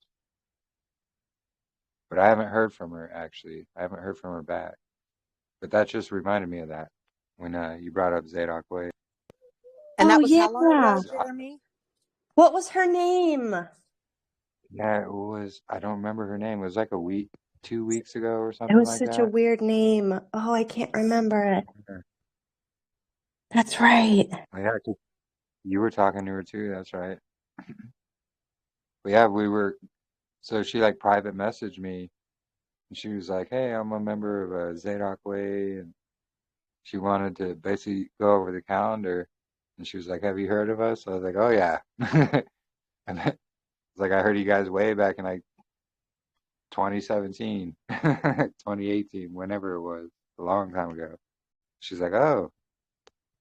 I was like, yeah, I actually still have the dude that left, I forget his name, but I have his presentations still recorded on my channel. But anyways, so we were talking back and forth, and I was showing her all the stuff, walking it through the scriptures. And she was like, wow, that's really fascinating. And like, she was in agreement. And then she said she was going to take it to the rest of her team and go over these things, and she would get back to me, but she hasn't yet. It was a couple weeks ago. Well, I pray she gets back with you. Yeah, me too. Oh, here we go. Here's his reasons. Hold on.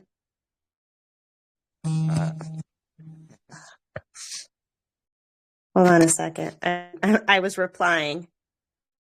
Oh gosh, it's gonna rain any minute. I'm getting calls out the wazoo. I had the tent down. It's gonna rain any minute. Okay. Okay, so someone else asked, why is there a 7-day reconciliation of the year? How is the cycle of 7 maintained? And he said, here we go.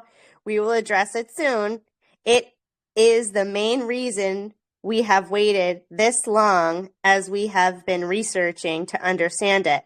Otherwise, this calendar will migrate into the wrong seasons. Exactly. Yeah. Yeah, exactly. So, exactly. Because they're not seeing the one day every year. That divider day is important because there's a divider for the day and for day to day.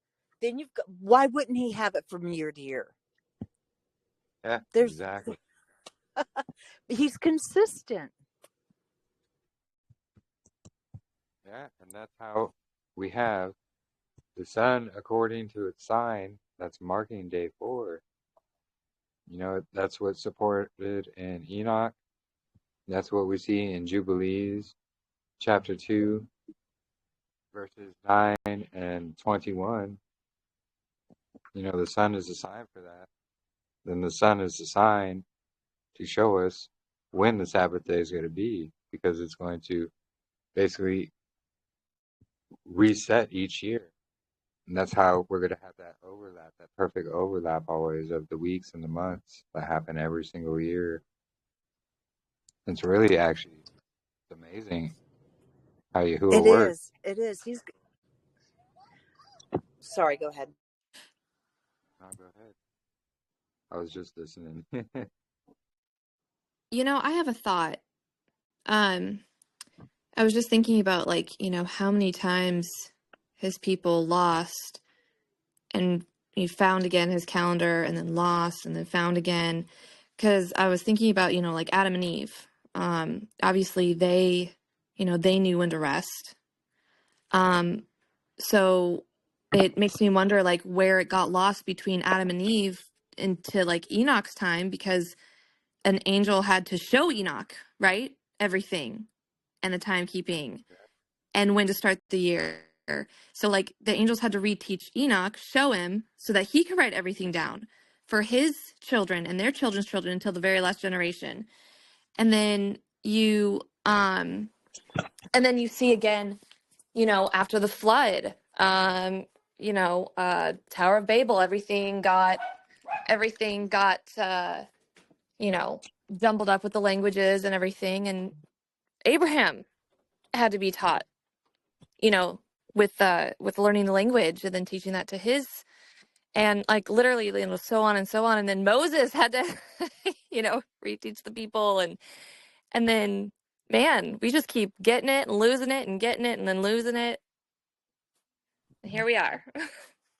Yeah, I know, So right? I'm sorry. I was pondering something in relationship to that, and part of the things that caused me to question the Book of Jubilees, the Book of Jubilees, basically, and the Zadok calendar, was this the understanding that what's his name? The understanding that things changed at the time of Hezekiah, and they said that the moon cycle, that they changed to a 365-day year. And so within like 22 years after that, and I was thinking about Noah and the flood and the Tower of Babel, and I was thinking, you know, they all knew from Noah that there was 364 days in a year and 360 days sacred year, and all of the calendars around the world until about after the time of Hezekiah had a 360-day year.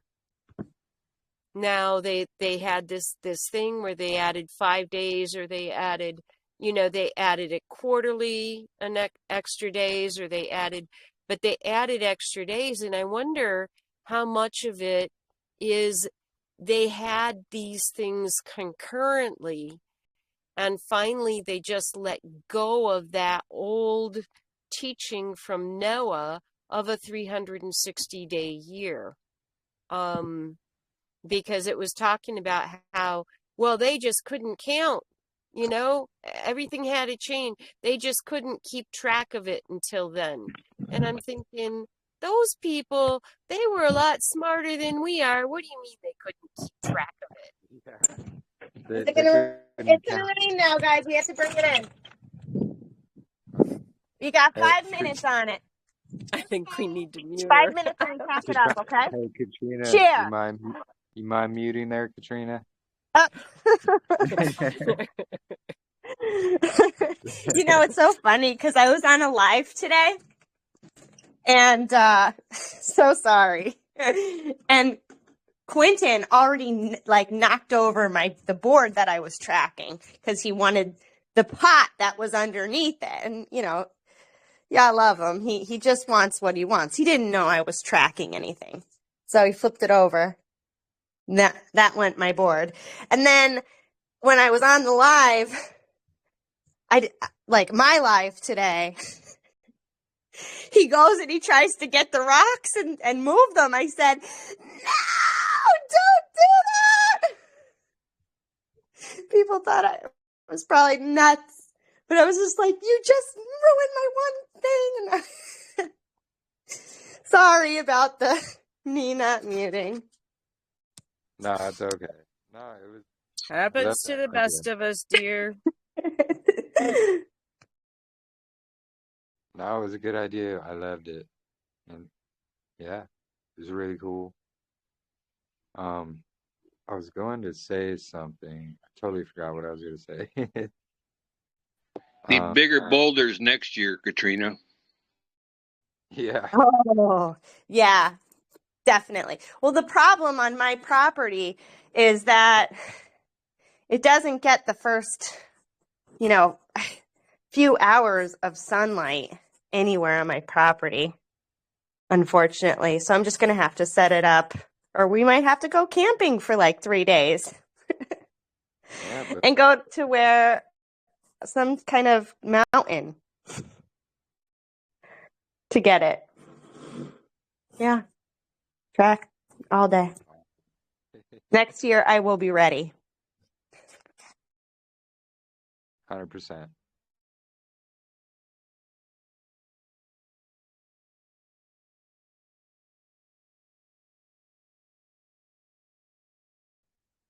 But yeah, I also noticed, a lot of people were getting, bad weather and clouds, like all of us around the same time, all this bad weather, no matter where we are, Australia, here in the States, wherever, lots of bad weather everywhere. And Think it right was at intentional? yeah, that's what I was about to say. I think it was intentional, 100%. I hate feeling like That's, everything is a conspiracy, but but it is. yeah, that's why I just tell myself, I'm like, there's no coincidences. Like, it's not a coincidence. Everybody's getting these crazy, windy, stormy weathers with like rain and snow right at the same amount of time. It's not a coincidence. Right at the head of the year.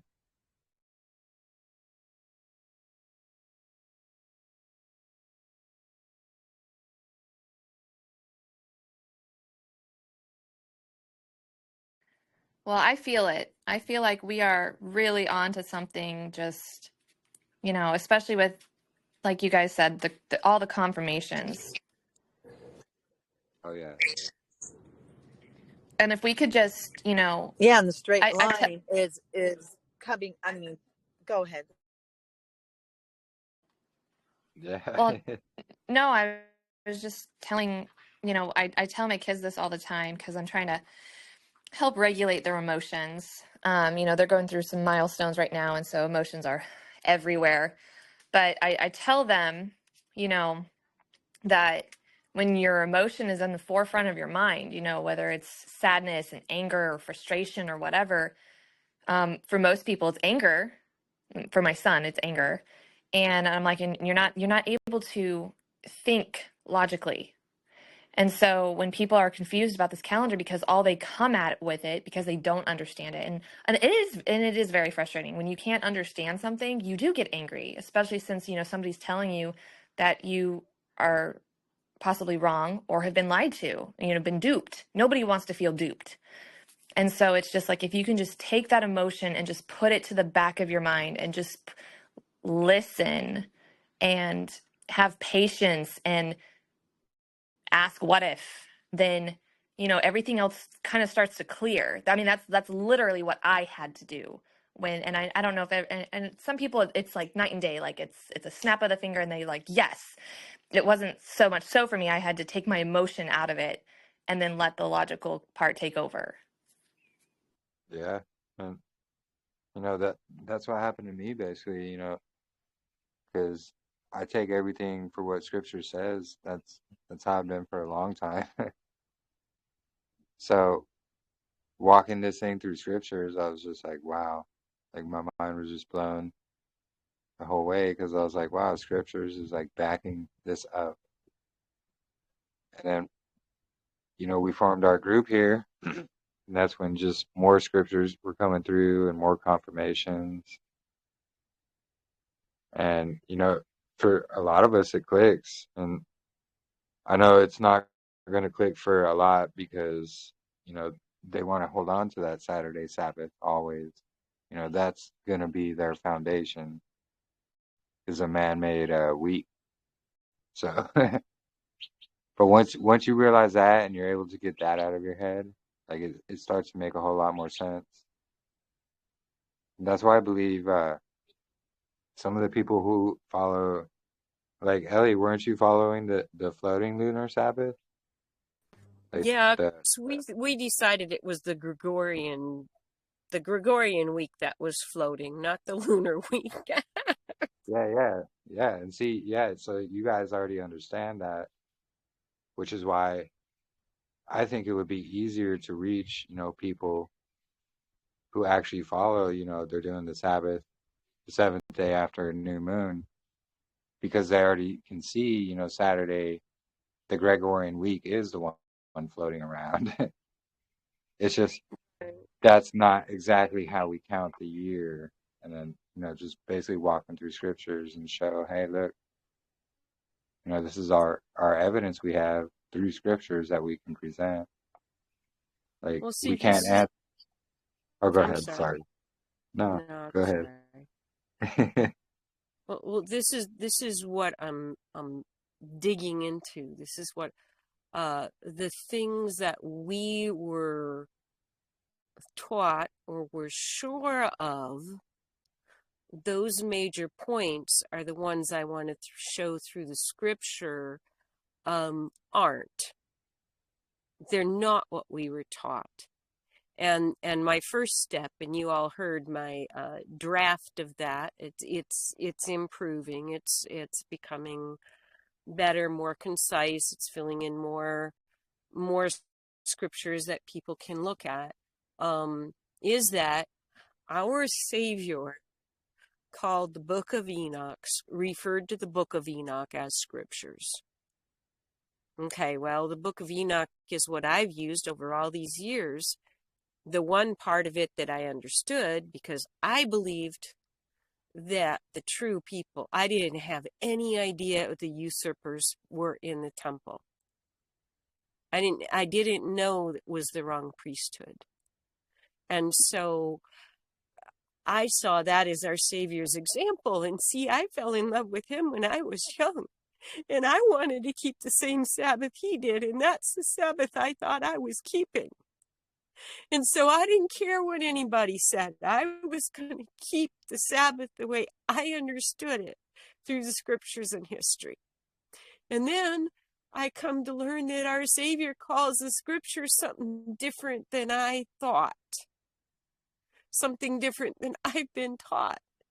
And so now I got to explore more scriptures. And this is like how the Father's leading me to put things together for the people who have a similar background or understanding and have stood for this Sabbath different than anybody else, and have taken the whole heart. Their whole heart is to follow him wherever he goes, however they understand it, even if they don't understand it right. And so that's how come they've changed. And I believe that there's many true-hearted ones that I've known, not the ones that are self-righteous about it, but the ones that I can share.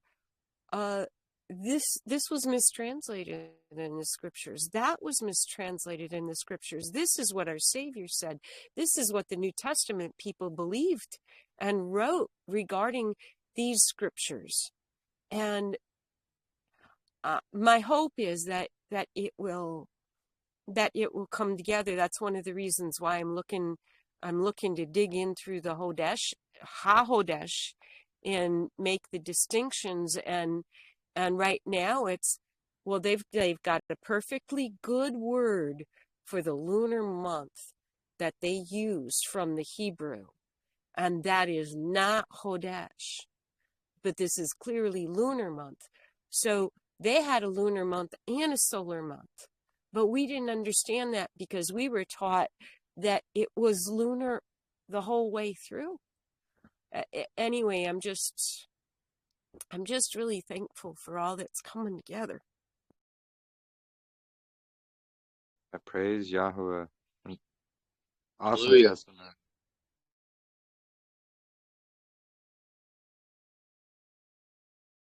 Yeah, and that's just it, those of us truly who are searching and seeking the truth, and we want to follow Yahuwah, we're willing to change things. Like, trust me, it wasn't an easy thing. I was one of the, Saturday Sabbath keepers. It can only be Saturday. That's it. But, you learn real quick from Yahuwah, like, nope. It's either you follow Yahuwah and what his word says, or you follow men's interpretations and what they say. And we know men's hearts are deceiving. We can't even trust our own hearts is the thing. And that's written right there in scriptures. And, it's just so amazing how Yahuwah works, and just taking his word for what it says and be truly willing to, have that heart to search things out, and he'll show you them. And, all praise to him. It's really amazing.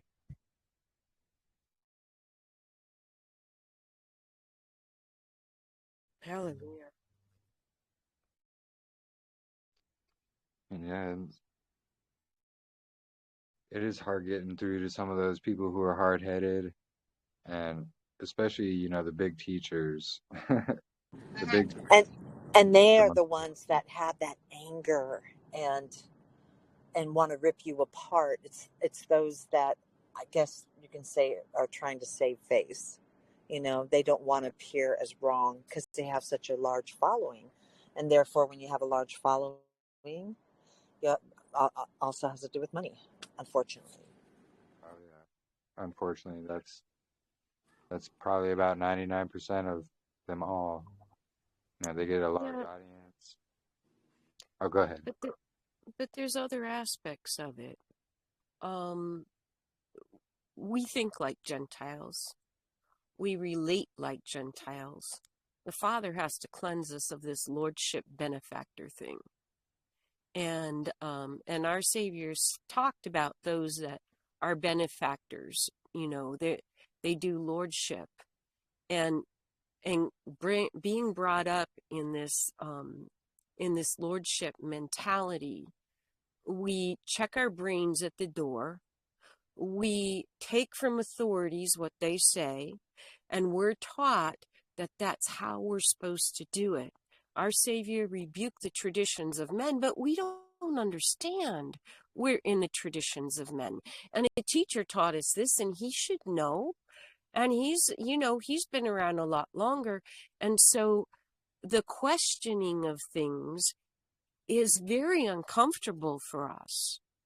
And then we're in a position and we're being flattered, and we've got our benefactors above and our teachers, as it were, above us, and we've got these other ones below us, and we forget, if we ever knew, you have one master and all ye are brethren. And it takes time to grow out of that little child, and there's nothing wrong with being a little child and trusting our authorities. And so we've got all this huge mix up inside of ourselves, and then we're emotionally manipulated, and then we're threatened, and then and a lot of us were raised in situations or have been in groups where the only thing we've seen modeled is lordship. And so we find, like a bunch of guys get together and they got their pecking order. And we watch that in our culture all the time. And we watch these put downs that people do to each other and everything because they're trying to find where they fit in this pecking order. And so our Savior's way is different than that. But we can be just babes, just little ones in our learning how to be spiritually healthy and emotionally healthy and mentally healthy. And most of us were completely unbalanced when our Savior finds us, and he's got a lot of growing to do in us, and losing some of these old connections and bondages to ways of thinking and feeling takes some time. And I'm not justifying anybody. I'm just saying our Abba may still be working with them, and they might have to grow in this area or that area or some other area before they can see their way clear to recognize that the Spirit's the one trying to help them see this and not fight against it. But that's just my thoughts and reflections. Yeah, that's great. Thank you. I mean, yeah, I like exactly how you explain that, Ellie, because, we think of the school system, right? They're training us and our children basically pride. If you do a good job and get an A+ and get good grades into the system of what we've taught you, you know, you're a superstar, and and you'll be so smart, I mean, think about the grading system, you know? And if you get an F, oh, you know, like that's bad. You're not working hard enough. You're not paying attention. I mean, it, it's crazy that I just it's the grading system. It's teaching our children to be prideful, and it's teaching us to be prideful, and it's like, "Ooh, look at my degree. I went to college." And you know, and yet these people, like, they're book smart, but they're book smart in things that aren't of Yah, that aren't of his ways, that aren't of, you know, true knowledge. Yeah, basically going against his ways. That's what they teach. They teach in the, evolution and, all this fake science that they push us back. And all of that is just going against Yahuwah's truth. And they do it on purpose to hide Yahuwah. Right. Yep. I remember really puzzling one day, years and years ago, about the stars falling. I'm thinking, if they're all of those many hundreds of light years away, or thousands of light years away, what kind of effect would that have on the earth if they fell? It wouldn't bother anybody. We wouldn't even know it for hundreds of years. Yeah. That's the whole thing, is they want to push that to make it seem like we're nothings and we're not of any importance. And Yahuwah is so far away, like, why would he care? And that's not the truth at all. Like, we are the center of everything. And he can see all of us, and he's very close, like literally right there. And these stars aren't, huge balls of burning gas, like trillions and billions of light years out. No, they're actually right there in the firmament, right above us. And yeah, once you start learning all these truths and seeing what scripture says, it starts connecting more, and then you can see basically more of the lies of Satan, because that's all he does is promote lies. And they promoted this lie so they can bring back the demons and so forth, these unclean spirits, give them bodies and say, oh, well, now they're, quote unquote aliens from another planet, and they're here to help us out. And everybody's going to believe it because they believe we're on a spinning ball in a vacuum. It's crazy once you just realize it all. And I know there's a couple here that might not believe that. I know one brother, I believe he didn't believe it, but scripture says what scripture says. So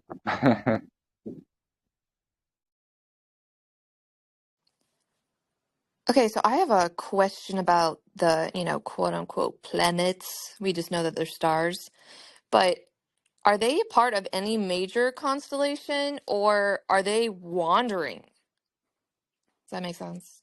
those are the wandering ones. So they're not. So what's interesting is I wonder if, because they're the ones that are made to be gods, right? Yeah.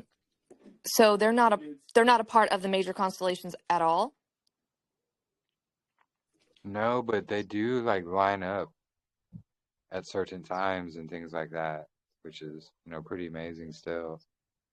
Even though they are the wandering stars, because they're not always in the same constellation, and they don't really like make up a constellation.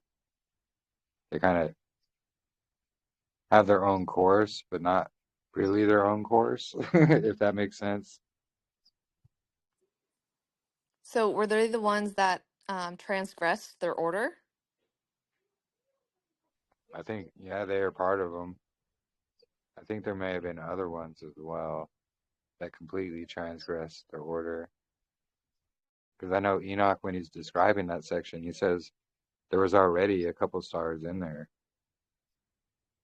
Like in the chamber where they go when they transgress their order, Hmm. there's already a couple stars in there. And he's like, whoa, what are they doing in here? In his time, you mean? In his time, there was already a couple that. Yeah, when Enoch was being shown all of that. Uh-huh. Because he got shown Sheol and how there's the basically the bad side of Sheol and the good side of Sheol. And then Right. Abel was the only one in Sheol at that time because no one else had died yet. So Right. he saw Abel in there crying out. And Abel was in the good side. Right. And then he got taken to the other chamber, which I believe is still part of Sheol. It's just like a separate chamber.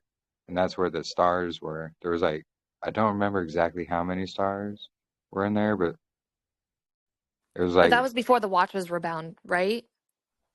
Was yeah, that before? correct. I mean, because now the Watchers, were they a part of that? That transgressed their order as well? I mean, I know they obviously, but Yah sent them down. They just weren't supposed to fornicate with women, but he did send them down. Well, he sent them to watch over us. Like that's why they're the watchers. They were supposed to watch over as in like protect. And instead of doing that, they saw, the human women and were like, well, I'm gonna just transform myself into a man. you know, that's when the Nephilim were born. And Right. yeah, that's what Because Enoch explains. And then he talks about how they became the demons because they're abominations. They weren't meant to be. Like Yahuwah didn't create them. It's an abomination of mixing an angel and a human. right. So their spirits got stuck here on earth, and they became, these unclean spirits basically that affect everybody today. Yeah, because I was trying to look at the scriptures on, basically where the stars are mentioned.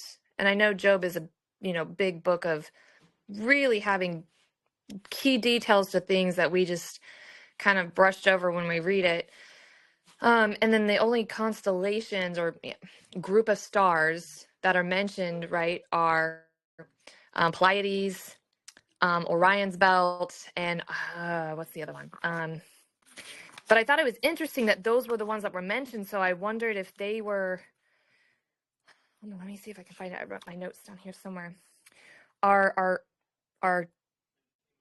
Orion? Arcturus? No. Well, yes, Orion's one of them. Pleiades, and then Arcturus, which is the Ursa Major constellation, the Great Bear. Yeah. And I cannot find any other terms though of stars in scripture yet. But I wondered if I know that Pleiades is a group of 7 stars, like 7 like really bright stars. And so and then I was trying to look up like the original Hebrew names. And then so for Pleiades, the Hebrew the Hebrew translation for that is like Kima. And then Orion is Cassiel. And then the Ursa Major one is Yish. I hope I'm pronouncing that right. But sorry, the Ursa Major also is a very bright northern constellation. And in Greeks and Romans called that one the Wain or a bear, but it's not bear as in Bear. It's beer, like Bier, like to beer. So Interesting. Well, yeah, that it was. beer, isn't that something where you burn something on? No idea. I think it is. Maybe I ought to check and make sure. No idea. But I didn't know if any of these major constellations Like um, I know that the sun went through the fourth great gate, for everything, but I didn't know, like, because Job's birthday being that day at a time, I didn't know if the mention of these had anything to do with like a certain time of year. That's why he mentioned these, because he was like, if you can bind the the Orion, or let loose the Pleiades or something like that. I think I'm mixing that up, but it was interesting that he mentioned those, right, when there's so many others. I know Ursa Minor, or the bear or whatever, it comes into a certain position. Marissa knows for sure, and she's not here. But she tracked these certain positions of all these different stars, and they line up either on the divider day, or they're lining up on the straight line day, like one or both. It's pretty interesting what she found. Just more confirmation in the stars too. Well, it is interesting. I think in Job it talks about bind the sweet. Can you bind the sweet influences of the Pleiades? How do you say it now? But it's the seven sisters, those stars. Pleiades. That's it. Pleiades. Yeah. Yeah, pretty interesting.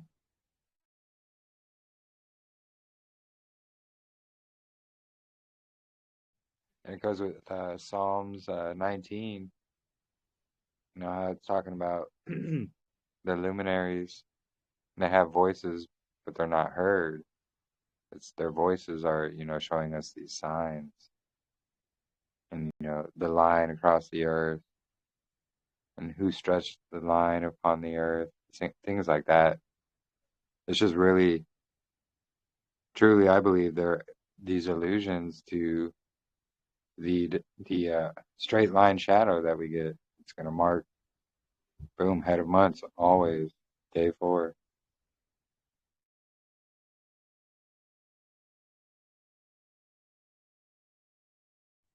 So do they have that'll be really neat when Marissa shows, or whoever shows the way the stars line up for, or whoever's doing the studies, how the stars line up for each gate.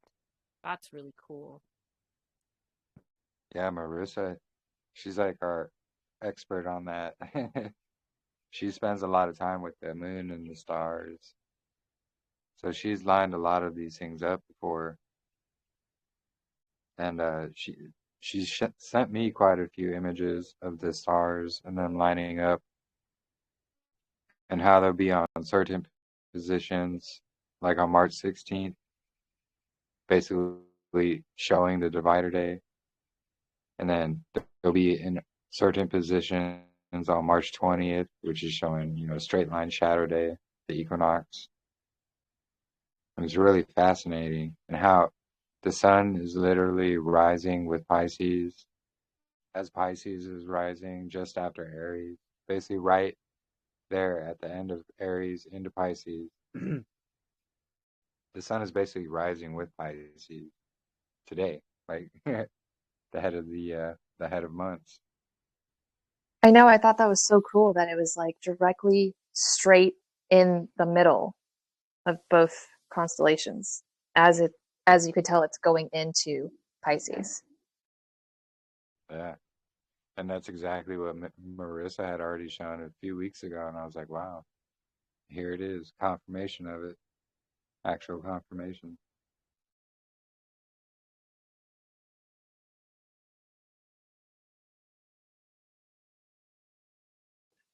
I will say I was a little nervous because there was some people that were, claiming that the straight line shadow already happened, or that it was going to happen maybe after today. And I was like anticipating today so much. Yeah, I heard a couple of those claims as well. And I think Adrian made a good point where she's saying these few people that made those claims were trying to hold on to their Saturday Sabbath.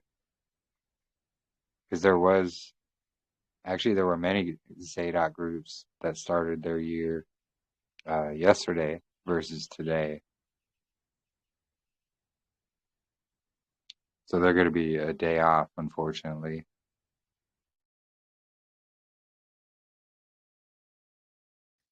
So Yeah, close, but so far. Yeah, I know, right?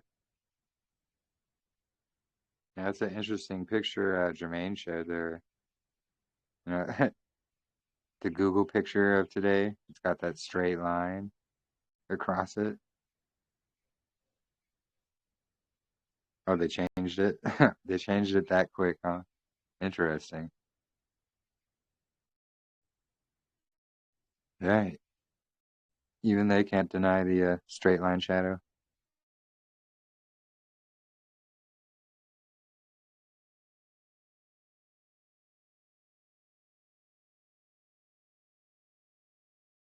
Well, I mean, they have to try to compete. Yeah, they got to try and show their calendar. Hey, thanks for having you, or thanks for coming, Lisa. Got to hop off. No worries.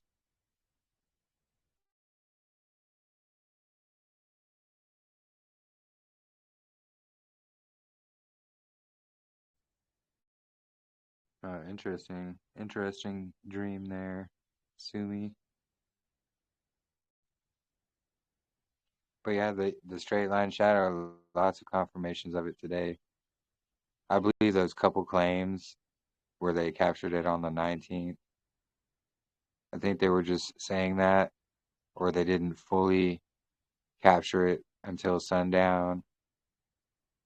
From sunup to sundown is when you got to capture it because it's going to appear straight in the middle of the day. But at the very early mornings and the later evenings, it's going to have that curve. But not on the equinox day. It's going to be perfectly straight. So maybe they didn't fully take all their data and they had thought they tracked it. They tracked it. Sorry. They had thought they tracked the straight line, but they didn't fully do it to the full extent. I don't know though. I'm not those people. I'm interested in their data though, for sure, to see how they came to that conclusion. Because we have a lot more witnesses today that it absolutely was today on the 20th.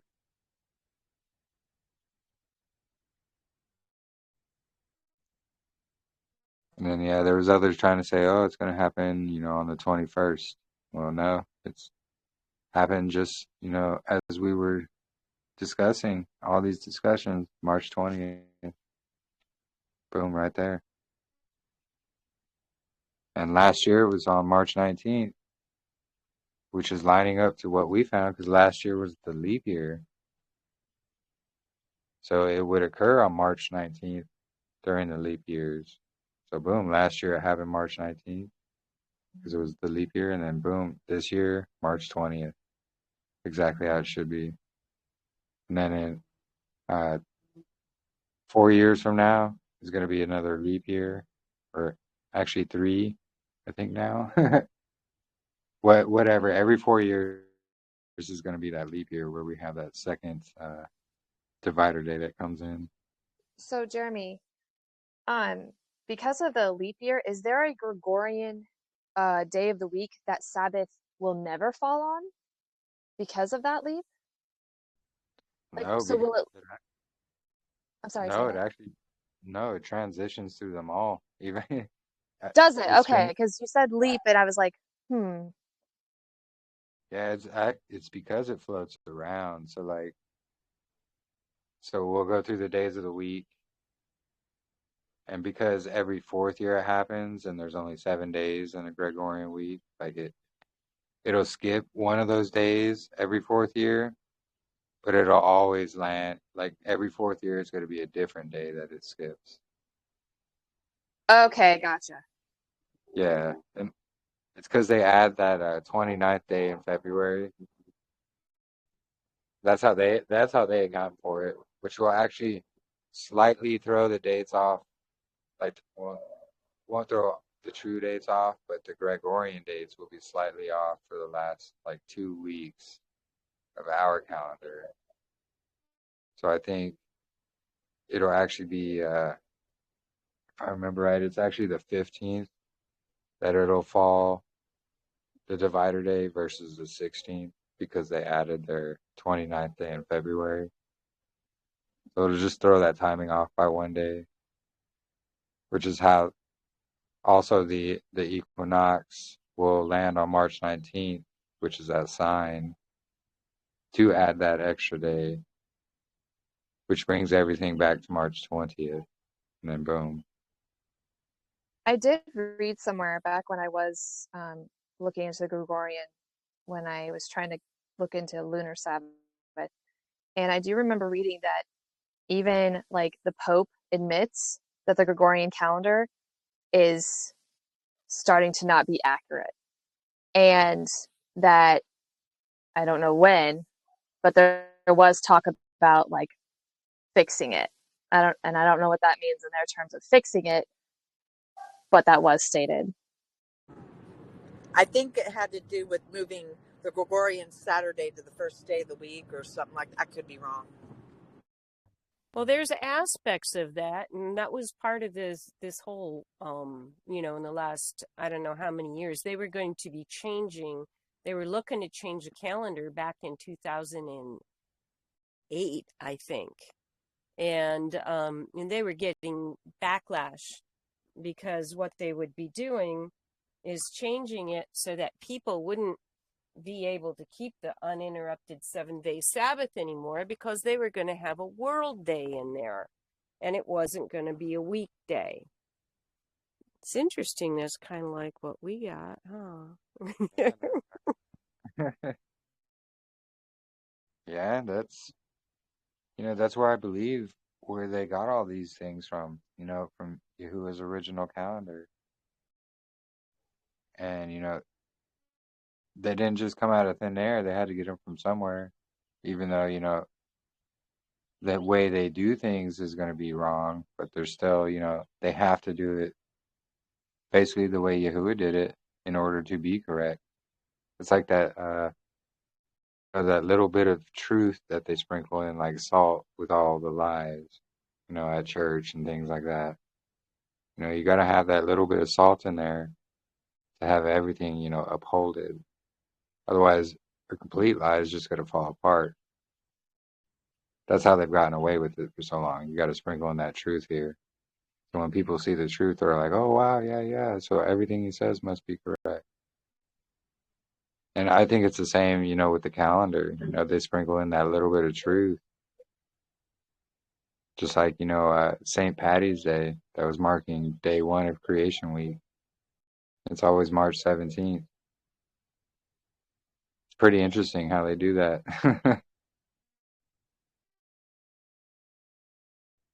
I think another aspect of it is that they've made 7 be magical. They've taken a concept and they've plugged it into something where it doesn't belong. Yeah. He has a special thing that he does, but he always has a break. I love the way you guys talk about he's always had dividers. And so having a divider day that doesn't count in the year makes perfect sense.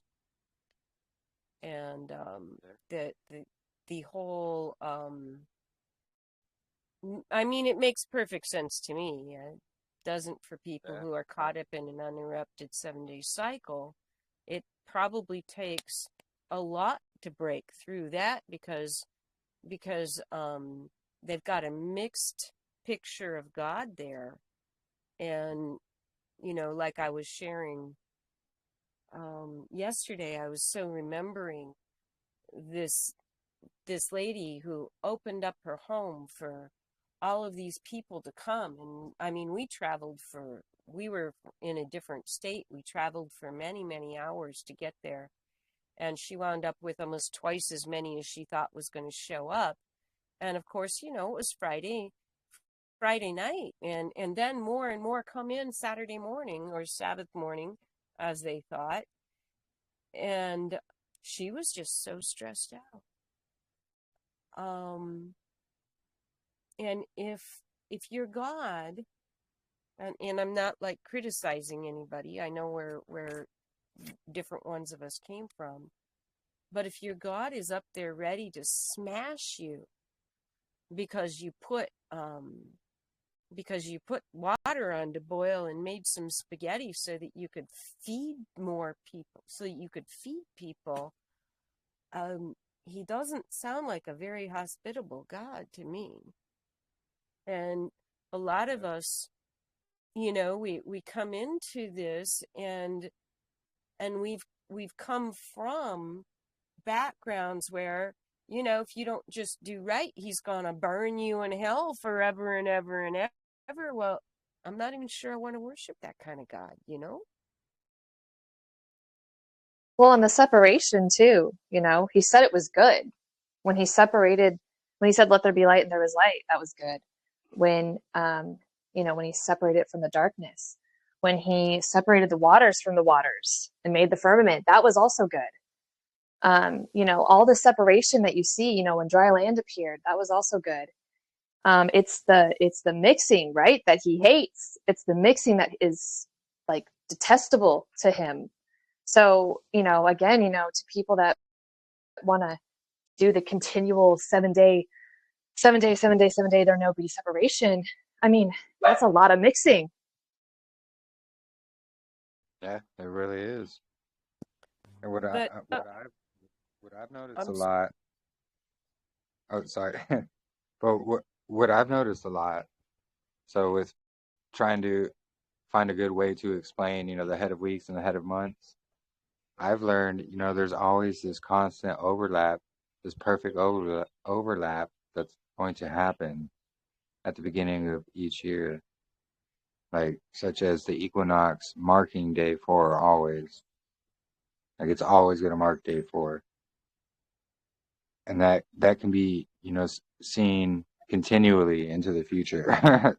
Like as far as we could see into the future, that's what it's going to be doing. So I guess what I was just trying to say is, there's always this perfect overlap, and if we're trying to change, what Yahuwah's signs are to match, a Saturday Sabbath, it's not going to work. And that's where all these different, the equinox moves like a menorah. Well, no, it doesn't. It's the Gregorian week that's moving around. The equinox is always at the same time. Yeah. And, it's actually the menorah, the 4th longest straight branch. It's marking day 4 right there. Straight line shadow in the 4th gate on the 4th day. It's like it just keeps it all in line, and it's all in line with scriptures.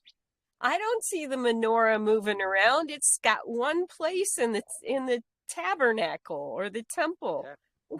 What's this about the menorah moving around? Yeah, that's a method some try to use to say, oh, look, the equinox does this, menorah thing. It moves like the menorah.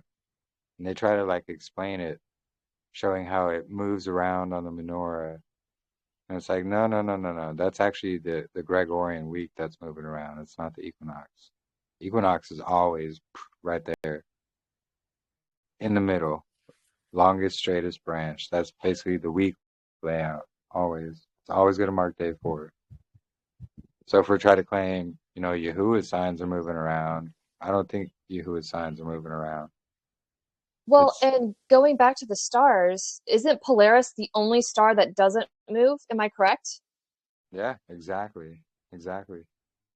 And that's the one that because the sun goes through the north. And I'm sorry, Jeremy, is that what indicates equal day, equal night when it goes through the north, or does it goes through the north into the 4th, and that's what equals the equinox, like today? I'm sorry. Yeah, basically, yeah, when it's coming through the north and it's going into that portal or that gate that's in heaven and it's shining in the face of heaven, that's the equal day and equal night. And then in that same way, it's entering into the 4th portal So that's why we have this kind of split, basically, with the equal day and equal night and the straight line shadow. And then it's also why, at the equator, there is no exactly equal day or equal night.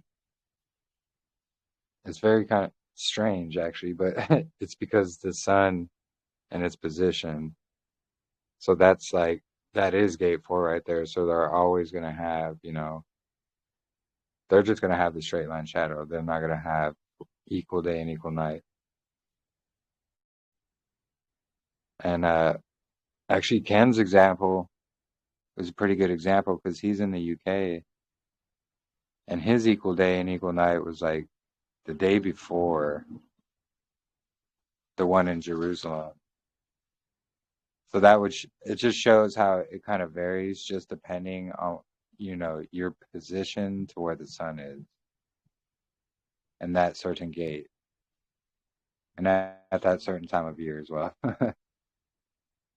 So this is why it also varies, depending on your geological location. So if you're in between, basically the 30 and 35 degree parallels, that's where Israel is located. You should have the same equal day and equal night as Israel. But that can also depend on, your altitude, or not altitude, your elevation. Because, your elevation is also going to change, your angle at which you're going to see the sun as well. So like if you're lower, you're going to be at a different angle versus, if you're at a really high elevation, it's going to be at a slightly different angle. Do you think that's why they gave us the ball method too?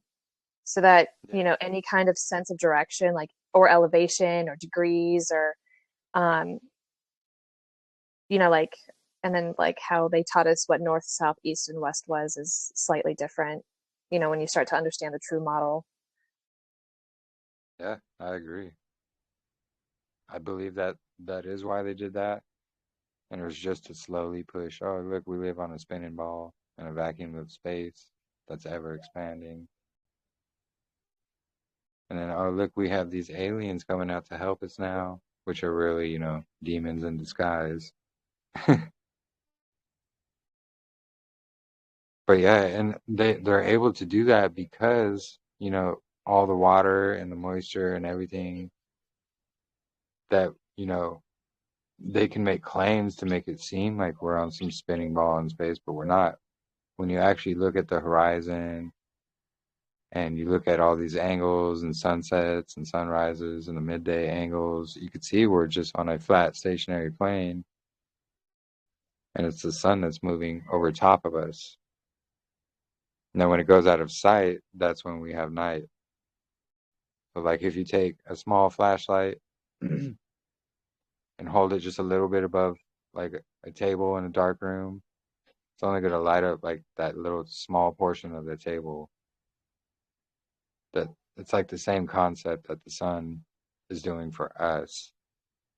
So because it's at a relatively close position to us, when it goes off into the sunset, what we know as sunset, it's just going too far for the light to reach us anymore. Right. It's not really setting because, and Enoch, it Yeah. says that him and the moon are constantly moving, but that Exactly. their rest is giving praises constantly also. So they don't rest with their moving, but they're resting by continually giving him praises as they're doing it. I always thought that was just so beautiful. Yeah, which it also just brought to my mind, sonoluminescence, that star in a jar. I don't know if you Ooh, remember. yes, I've seen that. I think you shared it with me. Yeah. I think we did it on our discussion too. I think we went over it. Yeah, I think we did. But anyways, no, I believe that that's what the sun, the moon, and the stars all are, is they're just different sonoluminescence because, they are singing praises to Yahuwah day and night. And sound going through a water like that is going to create that, sonoluminescence, that star in a jar. So if they're constantly singing praises to him, the sun's probably singing the loudest because it's the biggest, or not the biggest, but it's the brightest because it's the same size as the moon. And then the moon somehow gets its light from the sun. It's really fascinating to me, honestly. I wish I could explain it all, but I can't. No, I get it. I guess like after I watched, I think it was Lost History of the Flat Earth guy. I'm really sad that he backslid on most of the stuff that he found. But when he's describing the stars, like they go through the portals too, but or sorry, they go through the gates. But the term portal, I think, is what we now understand as constellation. And I think Katrina shared something like that with me, and I kind of came under the same assumption. I just didn't really know how to word it. But like the constellations also move 1 degree, also, right? So are they slower than the sun, or are they just as fast? Because if the sun and stars bring in the year together, then the stars and sun must move at the same pace. Does that make sense?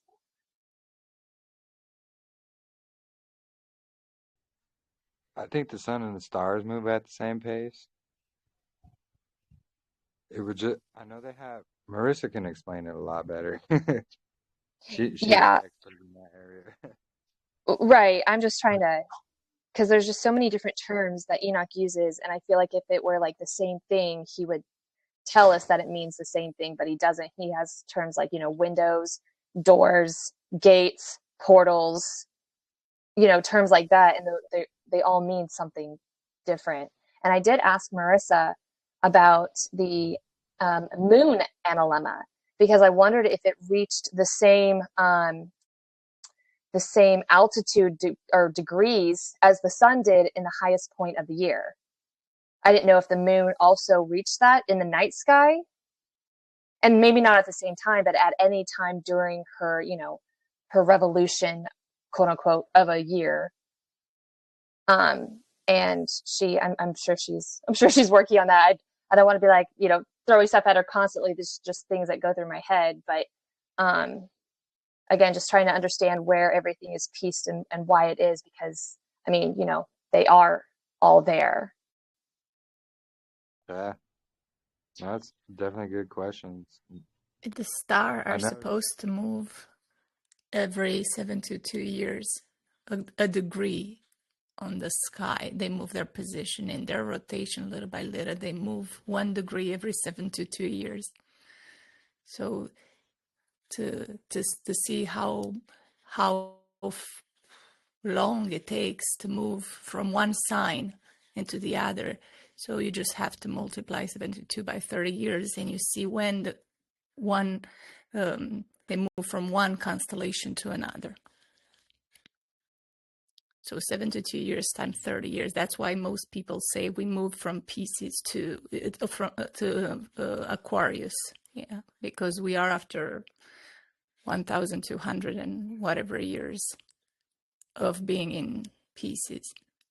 So it's Like an going to age. move into Aquarius after this amount of years, because you move by 30 degrees, and 30 degrees it's given to each sign in which the constellations are.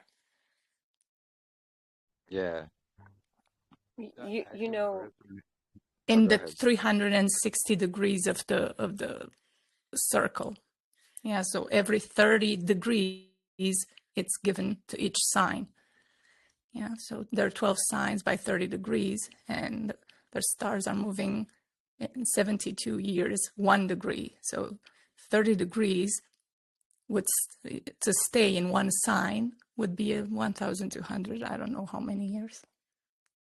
Yeah. Yeah, Lost But History of the Flat Earth guy talks about that, and still trying to wrap my head around that, because I think like a great age or the great year, what he talks about is like, I want to say he said like 32,000 years, and I personally don't know what to make of that. I think it's interesting and definitely beyond things we've been taught before, but yeah, I have no idea what to make of that. One of the things you're talking about, Miranda, was a portal and a gate being two different things. Yes. But I'm reading two different translations of Enoch, and where one says gate, the other one says portal. Well, it's actually, so the gates and the portals are the same. It's the windows that are going to be different from the portals. Yeah, that's what I read in Enoch, where it mentioned the portals and then it mentioned the windows. So they're definitely two different things. So the sun and moon and So constellations portals go and through gates are the windows? same. So gates in portals is the same, and windows is different. Is that, I'm getting that clear? Yeah. So I I think the gates or the portals, they're going to be like what we know as the equator, and the windows are going to be the constellations, but I could be wrong. That's my understanding of it. But if anything, or if anyone has anything to add to that understanding, it's more than welcome. It's definitely like in my footnotes to go through more intensely, that's for sure. Because I thought that gates and portals were different, just because I know that the sun, moon, and stars all go through them, but the sun, if the sun and stars bring all the year in together and they're going through the same gate, but the sun is in the portal of the constant, like that was just my understanding, but definitely could be wrong. Because again, like when in Genesis and in Enoch, when it talks about that the windows were opened and that's how the water was able to come down and flood the earth that way, and then obviously the fountains of the deep too. I don't know, maybe I'm taking it too literal, and I'm thinking of actual like windows opening instead of, yeah, I don't know. I mean, because I guess when we look at the stars, it does look like they are in water, or they are. Yeah, I mean, that's what I think is the ether that's above. The ether, the fifth element they don't want us to know about, or is it the sixth?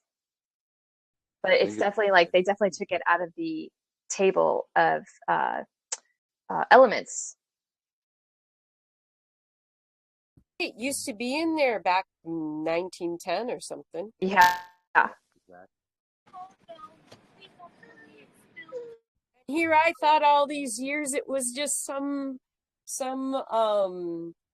what do you call it? Where the bad people talked about the ether, and they were like in touch with these wrong angels and all kinds of weird stuff, and because it wasn't on the table of the elements, right? I always thought it was like a new age term too. Yeah, I thought it was something like for people. Right. Yeah, that's what they want us to think, so we stay away from looking into it, because they take what's good and use it for evil,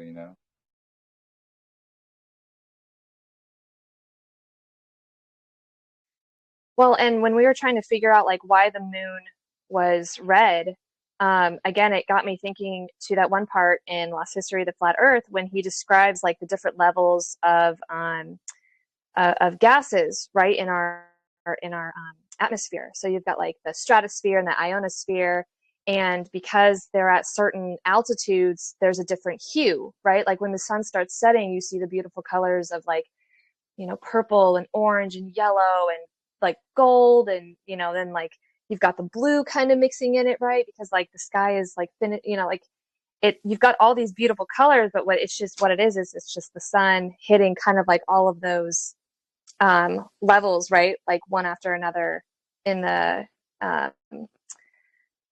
ionosphere, stratosphere, and so I didn't know if maybe the moon being close to the north around the same time because the moon is faster than the sun. I had no idea if her being in full illumination like that and being closer to the north had anything to do with the level of degrees in that. Does that make sense to anybody?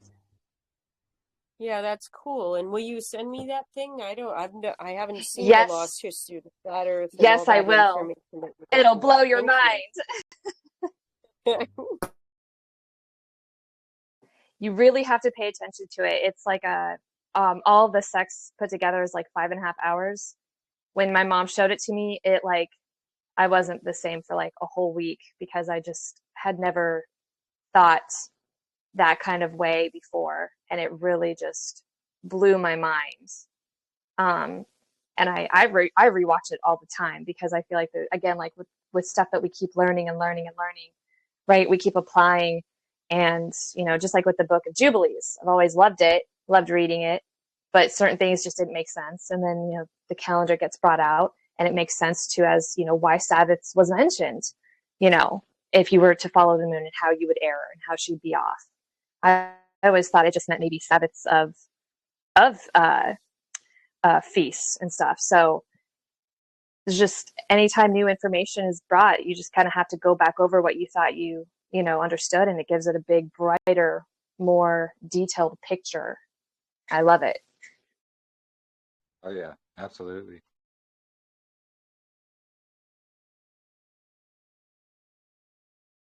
Yeah, that's why you got to go over scriptures more than just one time. Every time you go over it, you learn something new. Because the moon did have to go through the middle portals. Also, like even though she's not what makes up a year or months or days, but she does go through the middle portals too. Enoch does talk about it. Yeah, exactly. I found out whenever I was doing my research that the John Calvin was the one who started the Protestant tradition of having only 66 books. Who was that? John Calvin. And he's the one that did the Geneva Bible. Really? Mm-hmm. I thought the Geneva Bible had more than 66 books, didn't it? The Geneva Bible had more than 66? Yeah, well, the Apocrypha, I mean, it's been like back and forth for generations as to whether the Apocrypha was inspired or not. And the early church fathers, many of them saw the Book of Enoch as inspired and referred to it. But I think it's Athanasius and there was a couple Western guys that didn't, they didn't choose the Book of Enoch. And I think it was because it was a rebuke to their calendar by that time. Yeah, it really was. Because I mean, their loyalty was to Constantine, Roman Empire, the one that was feeding them, and hadn't exiled them yet. They exiled the ones that were, quotes, Aryan. So yeah, exactly. All for bribes and money.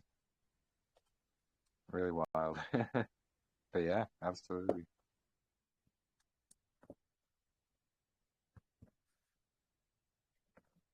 Had a friend who thought it was the Catholics that took it out, but no, not really. So should the books of Maccabees, should they not be, like, obviously they're not inspired scripture, but are they even historical, are they even like historical writings, like accurate historical writings? Or I honestly haven't even read them. I know a lot of people talk about them, and I think the God culture talks against them, but I didn't know if maybe check the God culture on that. I think that they did a pretty good job on that. And the Psalm 83 war,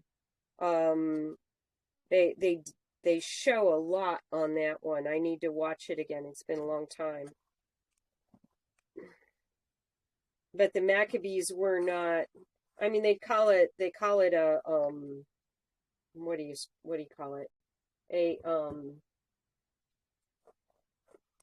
like it was internal to Judea, but it wasn't. These people came from somewhere else, and Yeah. it was more of a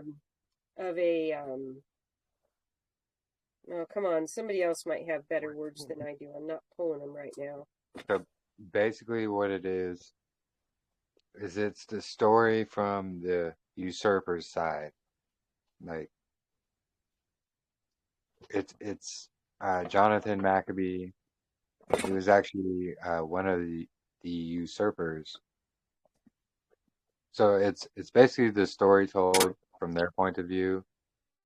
And of course, there's some embellishment here and there, but they also admit to, usurping, taking over the priesthood. It's actually in Second Maccabees. I go over it in my article a little bit, but Maccabees, they admit to, being bribed and taking over the priesthood for the Seleucid Empire. That's how, they came back and reinstated. They were fighting, Ptolemy and his empire, and that's how they were trying to take uh, Israel back and so forth and so on, or Jerusalem, what have you. And they were just trying to remove the true priests that were there. And another funny, interesting thing is unexpected cosmology. I'm not sure if anyone's heard of his YouTube channel, but he has a video talking about the War Scroll. And actually, how I found it, I just typed in Dead Sea Scrolls War Scroll.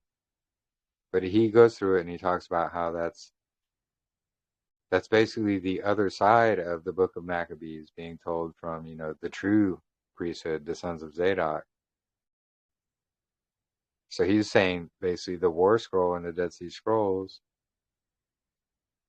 is the same story told in Maccabees, but from the sons of Zadok's perspective versus the usurper's perspective. It was pretty interesting stuff. Okay. We'll have to read that scroll then. Could you like put the name of that in the chat, please? Yeah, let me see if I can Thank you. find that video actually. 1 second.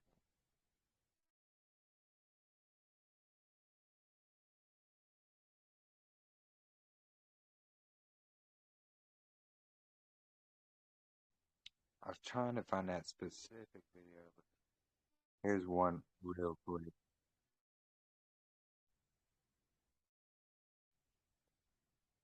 But that's his channel there. He reads a lot of things out of the Dead Sea Scrolls and makes a lot of connections as well.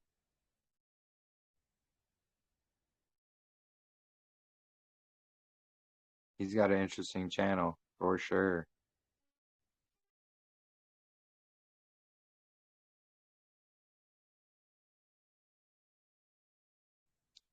Is that the place that Sarah's going to for Passover?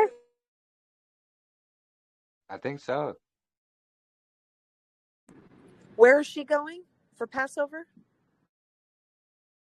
I thought she was going to a 3-day event with that place, and then meeting up with you girls, Jennifer, right? Miranda and Marissa. Yeah, we're supposed to be meeting at Marissa's the last weekend of this month. Yeah, it's not for Passover. No, it's just for this last weekend of this month. I mean, unless she's passing through to make her way there, but Passover isn't until, well, I guess it'll be after that. It'll be after. close. Wow, it'll be after that. But where is she traveling to, Sarah? I'm not sure. Okay. I guess we can ask her when we see her. Yeah, I think it's the same people.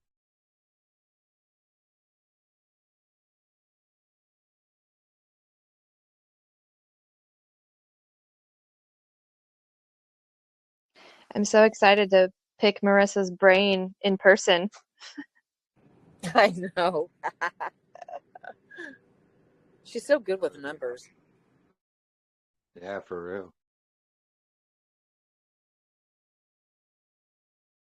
She is really good with numbers. Yeah, she sent me some stuff when it came to the moon because I was asking questions, and then I got it, and I was like, oh, uh, and I was like, oh man, I have so many questions, and I don't know what really to ask because I know like all of our like we as random people when we write notes, you know, we understand it because we wrote it, right? But it seems jumbled up to somebody else. That's just kind of how I felt. I was like, I asked. I was like, and I tried. Yeah, that's how I feel a lot of times too, especially when I was first trying to explain the calendar.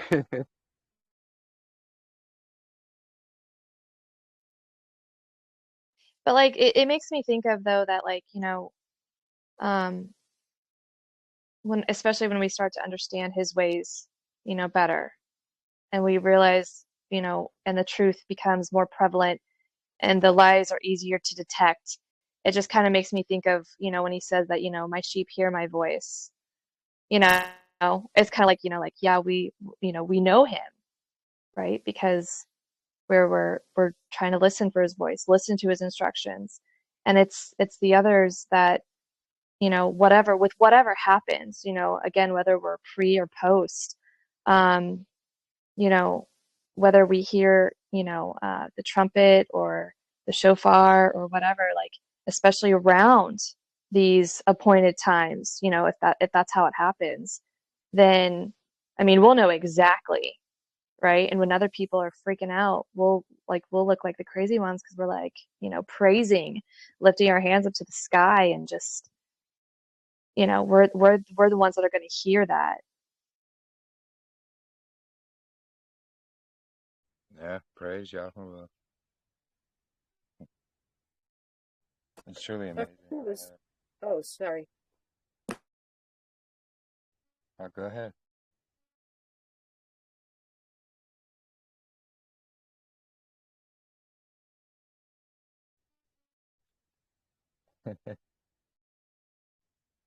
Yeah, I was just trying to find that Here I am. Oh, go ahead. Go ahead. A friend just read me something this morning out of a book that somebody sent to me, and said, "Oh, let him read it because he's the one that gets my mail." So he's reading this book, and he's reading to me out of it. And it was published really recently. It's published by someone who is apparently of the bloodline, but is against Zionism. And he's exposing all kinds of things as far as the plan goes. And the plan, they said, was to bring about two like what people would think of as the false coming. They were saying, and I've only heard it once, so I don't have it down real well.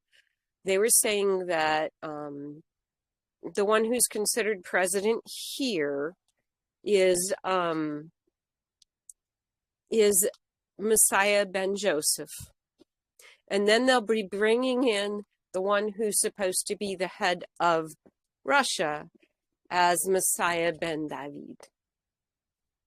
And I mean, it just really sounds interesting. And as I get more of the picture, I'll let you know. But it's designed specifically to destroy the faith of the Christians. Because first go ahead.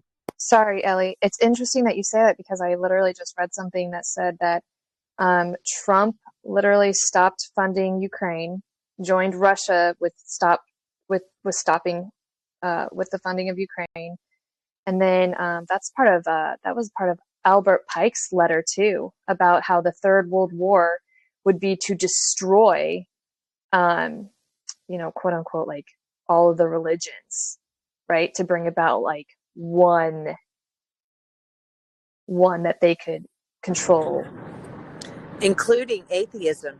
They're even going to try to destroy atheism to believe in only one God, and that is Lucifer.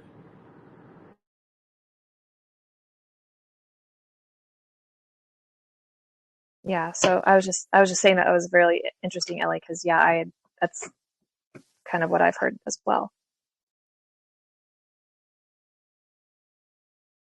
Yeah, I'm real thankful for there are watchmen. There are people that are exposing things. And I don't believe it's any kind of coincidence that the Father's bringing the people together that he's bringing together at this point. Not at all. Exactly. Praise y'all for that. Everything's going to be exposed. Yeah, exactly. And some people are even saying Trump is already their, Messiah, Ben, whatever they claim. But, they're basically claiming, Trump is that, Jewish Messiah. Yeah, they even kind of call him their Messiah. It's weird, crazy. Those in India making a molten image of Trump, and they put incense before it, and they bow down and pray to this image of Trump. That's Yeah, I wild. remember saying that. Well, they say that then Trump is going to look like he's the bad guy, and Putin's going to look like he's the good guy. But it's going to be a double whammy, and it's going to look like Christ has come to a lot of people. I think they're going to use that stuff up in the sky, the holograms and all kinds of stuff. Project Bluebeam. Oh yeah, I agree with you. Project Bluebeam. Which is still, I'm still trying to understand that too. That's wild. Lying signs and wonders. Yeah, exactly. So now that I don't know who all on the call is believes this or not, but post millennial. Now, I mean, me personally, I believe we are post millennial. So instead of looking for actual Messiah coming in the clouds, which he's already done at his second coming, it's going to be literally the city coming down. And why do you think they've been, really pushing this alien agenda of a mother ship looking like a humongous city coming down out of the sky? That's why I think this timeline is so important, because of the fact that he's going to be using the Project Bluebeam, these holograms and all this, and get people so deceived that when actual new city, the Jerusalem, come down, they're going to think that it's some kind of mothership of aliens or something. I don't know, but the Project Bluebeam, you never know. They might be trying to mimic and imitate the second coming of Messiah. Though a majority of the people that believe in Messiah's second coming believe it has not happened yet. See, this is where I think a lot of the deception with the Project Bluebeam, they're going to, again, or I mean, not again, but they're going to mimic Messiah's coming through Project Blue. I mean, I could be wrong, but I don't know. Oh, yeah. And the Muslims are looking for the Mahdi, and others are looking for others, and they're just going to make everybody see what they're looking to see some way or another. But look how much they are trying to keep us deceived on where we're at in the timeline. Because I thought people were crazy when I first started hearing Messiah's second coming has already happened. And why are we still here? What? We're in Satan's little season. What? But oh my goodness, he's going through extensive lengths to keep us deceived, thinking that there was the millennial reign had not happened yet. I could see why.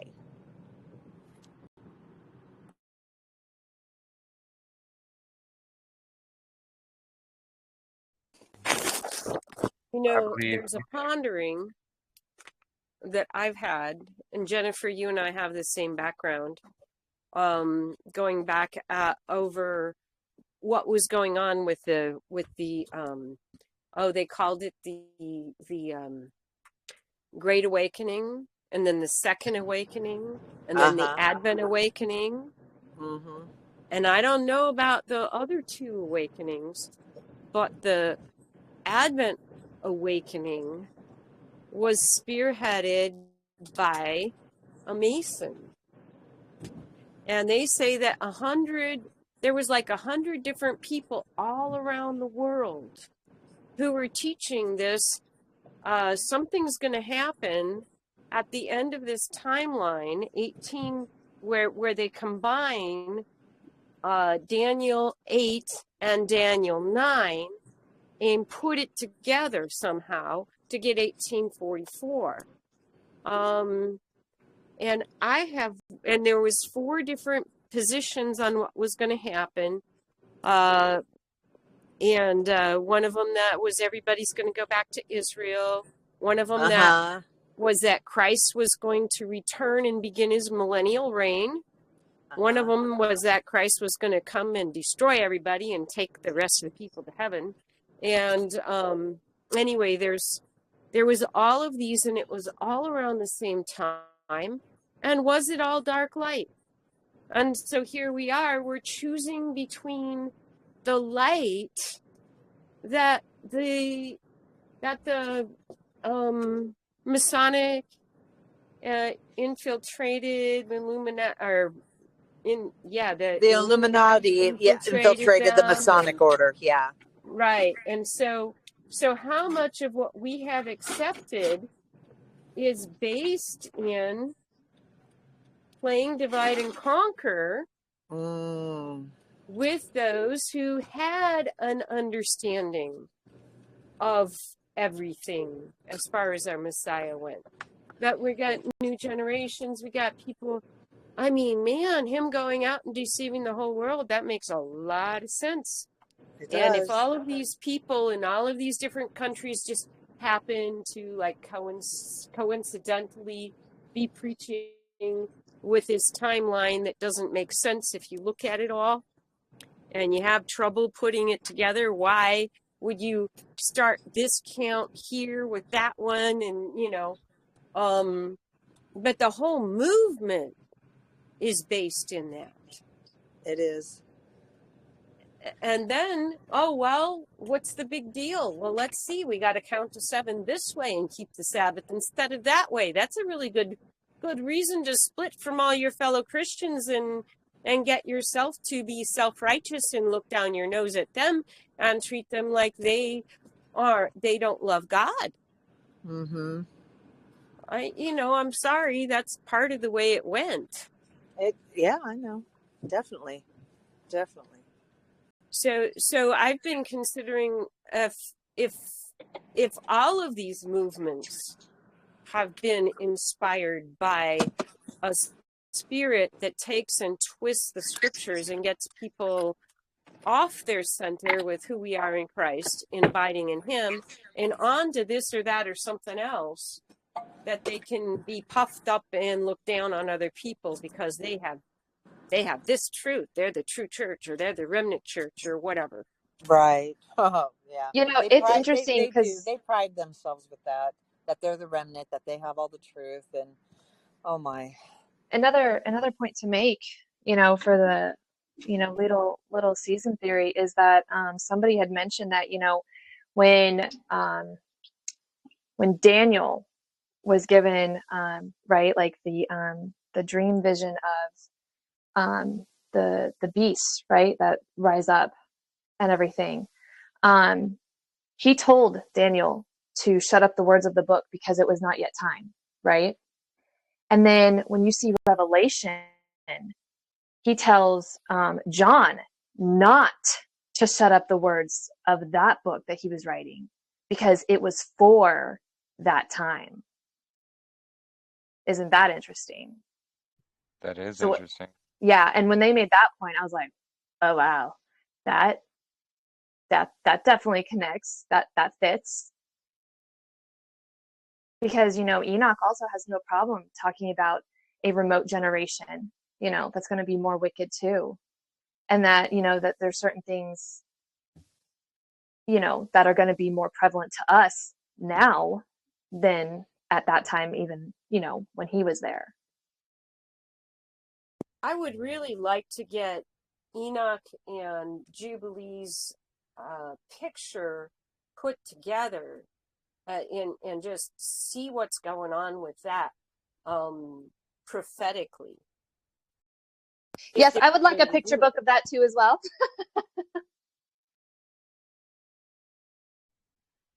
That would take a lot of time. Who in this group is like a really good drawer? Who's like a fantastic artist?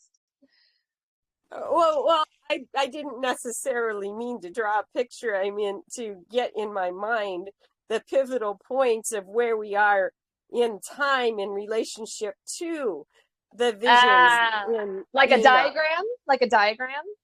Yeah, maybe so. Timeline diagram. Yeah, I mean, there's actually a lot of stuff in Enoch and Jubilees and, Ezra's, all these, quote unquote apocryphal books.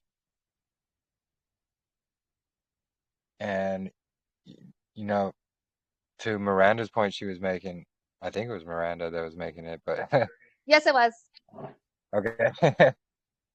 So that how they deceive and they promote, oh, this alien city or this mothership's coming down and we got to defend Earth from it.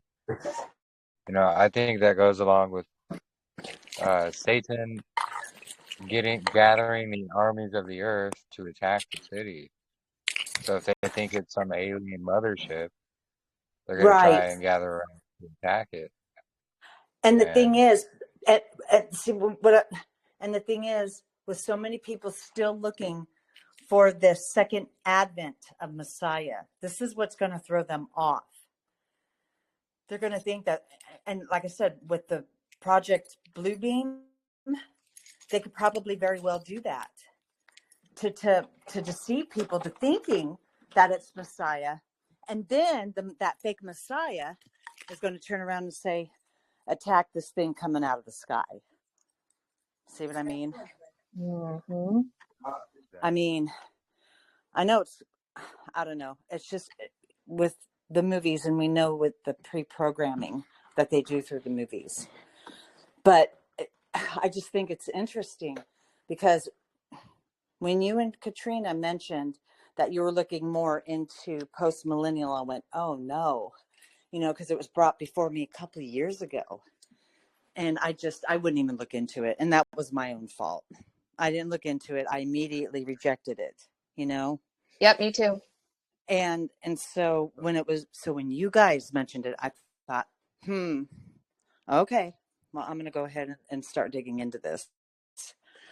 So, and now, well, I was more open into looking into it after, the possibility of us being wrong about the Saturday Sabbath, again, that just, to me, this calendar just opens so many other doors. But I don't know. I just feel very convicted that the enemy, because so many people are still looking for the second advent of Messiah, that they are going to be deceived because the majority of them are looking for the second advent, not the new city Jerusalem coming down. I don't know. Can I make a mention? I don't know if you guys think of this, in all the history that we have, the biblical history and the scriptures, there has never been a time when biblical prophecy has not been written down and fulfilled. Like from the last time we had scripture till now, it's never been 2,000 years in the whole history of this earth, the whole history of written down scriptures. This looks like the longest time that God has never given anything to any prophet to write it down, unless, just like we discovered the Dead Sea Scrolls, 70 years, 75 years ago, whatever it is, it might happen to discover something more in the future. I mean, I'm always thinking, like, what if there's something more that we don't know and it's going to be discovered? That because Exactly. before Exactly. 1949, nobody knew about this Dead Sea Scrolls. So we just knew whatever they were giving us, the Masoretic text, or you had to dig so much, and we had no way of verifying it. But those were discovered, and we think that this is just what it is, because it's the last thing that has been discovered, and be able to overlap it with what we have to check it out. But what if there's more there, and it has not been yet discovered? It's for a future time, or who knows? Hopefully, we don't have that much long until we're gonna have our inheritance. But I keep pondering this all the time. What if there's something more there we don't know about it? Because it's too long of a time since we have not had anything written down, and it looks like there's no pattern like this in the scriptures. It's unusual for the Lord not to speak. So he doesn't do anything. He says it in the scripture unless he, reveal it to his prophets. Where are these prophets? Where are the scriptures in this long time? I think I don't know if this is something you guys are thinking about it. no, that's some good points because and that's why I believe, uh, you know, 700 to 1,000 years have been added to our modern timeline. So we're not actually 2,000 years away from Messiah's death. We're Yeah, this probably goes towards the little season, because if that had already happened, but I also take in consideration, okay, if we're not in the little season, although, we don't know what happened with all this building, all this technology, all this healing, all this, which was promised to be the kingdom of heaven, the healing. That was the kingdom of heaven about, the healing. But if we're not in the little season, let's take that in consideration. Why nothing has happened during all this time? It could be that there's something hidden not discovered, or something doesn't fit the pattern. It's the big picture is just like, okay, since the fourth day, let's put it this way, since Jesus came, like the 4,000 year, until the end, there's no way that the Lord will leave everybody in the blindfolded, just to believe without the holding your hand, because he was literally holding their hands, he will always exile them for a short amount of time, coming, bringing them back. And even when, the 400 years, they say there was the book of Maccabee, but still they had the scriptures. It was, and it was written down until the coming of the Messiah. Let's say that's the longest time when they didn't have like a prophetic thing. Since the last book of the Old Testament till the coming of the Lord. But they had the priesthood. It almost looked like we don't have the priesthood. We don't have a Levitical priesthood. We don't have scriptures. We don't have anything. And we're just trying to dig and find our way out. I'm not yeah, sure that the Lord will let us in this kind of blind.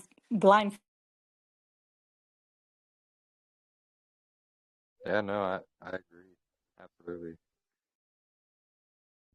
Yeah, If what I have read and kind of put together is correct, they took off hundreds of years from the comparison between the Masoretic text in the book of Genesis and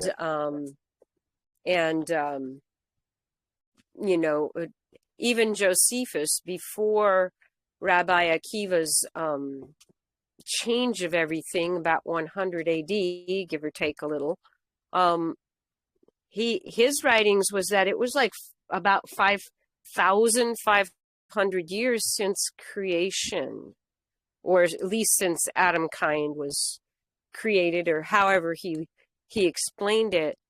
And so if it was that far along then, where are we now? yeah, Well, exactly. I know And in why did they Esdras, cut that out? Why did they cut that out? Esdras Yeah. describes that he was in year 5000, and I believe Esdras was about 500 years before Messiah. Esdras knew Really? Where what did you time get he was that? in. Yes, in Second Esdras. Cool. I'm gonna have to reread it. I didn't catch that I part there. I will try to look for that passage, but he like describes that he's in year 5000, and that is from creation. So Wonder they it didn't looks put like that in they, our Bibles. It totally destroys the Masoretic narrative. It does. I know.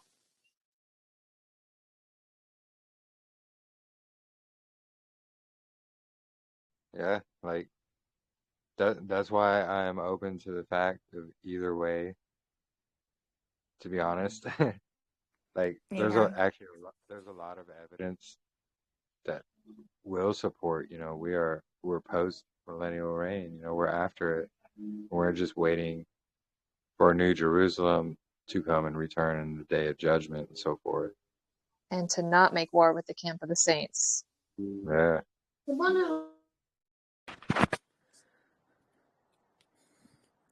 It just makes so much sense with all the deception around us. Literally everything. We had to dig and dig and dig and dig for. We had to fight for this. We had to spend the time. We had to really, really, really do due diligence in testing all things with this stuff. It's just, it wasn't given to us at all because Yes, of the yes. deception. Yeah. And at that time, at the Lord time, if you wanted to know the Lord, the scriptures or the law of God, you knew where to go. The Israelites. Right now, I mean, even if you want to, to dig there, you don't even know if they're true. Even with the Dead Sea Scrolls, we have so many things that we don't know. I mean, there's so many of them that we don't have them. So how would we know how much more was there? It's just like, I mean, it's so hard to know where to dig, how to dig, how far we are in this digging process, how much truth we know, how much truth we don't know. It feels like we're so in the dark, so much until, there has to be a moment, pretty fast when something is going to be revealed to us. Because other than that, it looks surreal for the Lord to leave us for such a long time in blindfolded. I don't know how to pull it. No, yeah, no, that's a good point, and I agree. And it's actually just, well, in my mind, it's kind of solidifying that there was like 700 years at least added to our modern timeline, and we're not as far away from Messiah as we think, and it hasn't been 2,000 years. Because that's a good point, because there's always been something written by prophets or something that's going on that we'll be able to read about. And yeah, like since the time of Messiah, we really haven't had that, and all we have is what was written back then, and like the Dead Sea Scrolls, things like that, just to kind of verify. And I believe Yahuwah was holding them for times just like this, because that's what's talked about in Enoch. It's for, he spoke about his writings being for the distant generation, like the end times generation. And it's right now that we're starting to understand all these things again, and these are things that haven't been understood probably since the time of Messiah that we know of, because they've hidden it so much. Oh, and something that goes still towards this little season. When Enoch said that, all these fallen angels will be bound for 70 generations. Yeah, Yes. If you look in the book of Matthew, you're going to find the 70 generations are accomplished at the time of the coming of the Lord. There's 70 generations. And I haven't heard anybody speaking about this. What about those 70 generations that are promised, for this fallen angels to be bound in chains? And the book of Matthew gives exactly the 70 generations. Where are they? I mean, why? It's just, we have them there. They're supposed to be judged after 70 generations.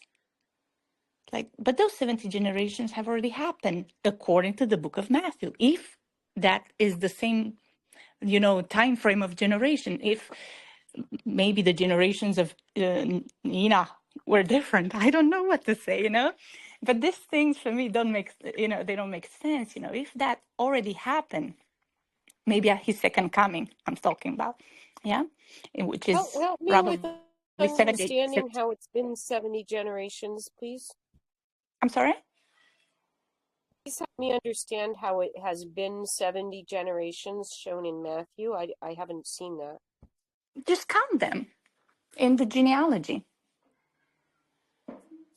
I thought it was 14, 14, and 14. Yeah, I'll have to sit down and count them. Thank you. Yeah. Count them. There's 70 generations. Like, let me see. I'm gonna close a little bit and look so I can show you exactly. Yeah? I mean close, just mute myself. Yeah, Yeah. no worries. Oh yeah, definitely some good points for sure. And yeah, it also comes to my mind, no man knows the day or the hour. So But he never did say year. yeah, that is true. Yeah. He never did say year, though. He just said day or hour or month. He never said month either, but I don't know. Just a thought. Yeah, no, interesting. Hey, I wonder if he's gonna come on a day that's out of count. Ooh. Yeah, interesting. Huh? Because Well, it is kind of defined as like the day of darkness, and Job didn't even want to be born on this horrifying day. And is it going to be horrifying for this whole world to see, pretty much craziness happen, right? yeah, and the divider day when he divides the good from the evil, and The wheat everyone. from the chaff. Oh my goodness.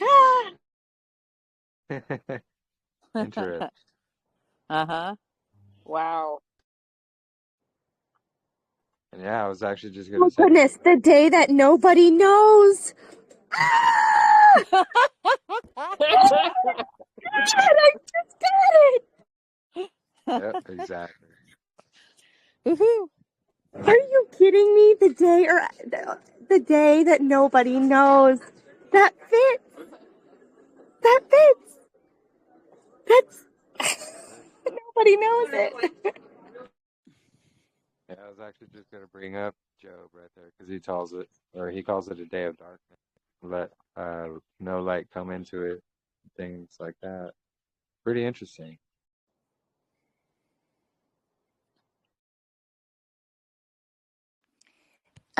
I made a mistake. It's not in Matthew because there starts in Abraham. So the 14th generation are from. But in Luke, you're gonna find it backwards, yeah, up till Adam. And if you count from the seventh patriarch, from Enoch, yeah, up to to the generation of Christ, you're gonna see there's 70. In total, there's 77, but there's 70 from Enoch. So that is it's in Luke chapter 3. When Wow, you no wonder they threw Enoch out.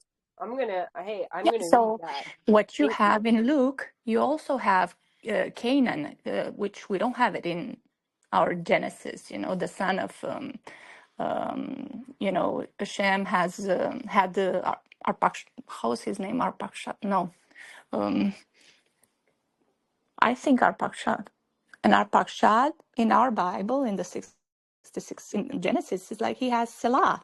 But remember, in the book of Jubilee, you have Canaan that found the scrolls, the written down scrolls of the fallen angels, and he started reading them. That is not in Genesis, but it is in the genealogy in Luke. You will find him there.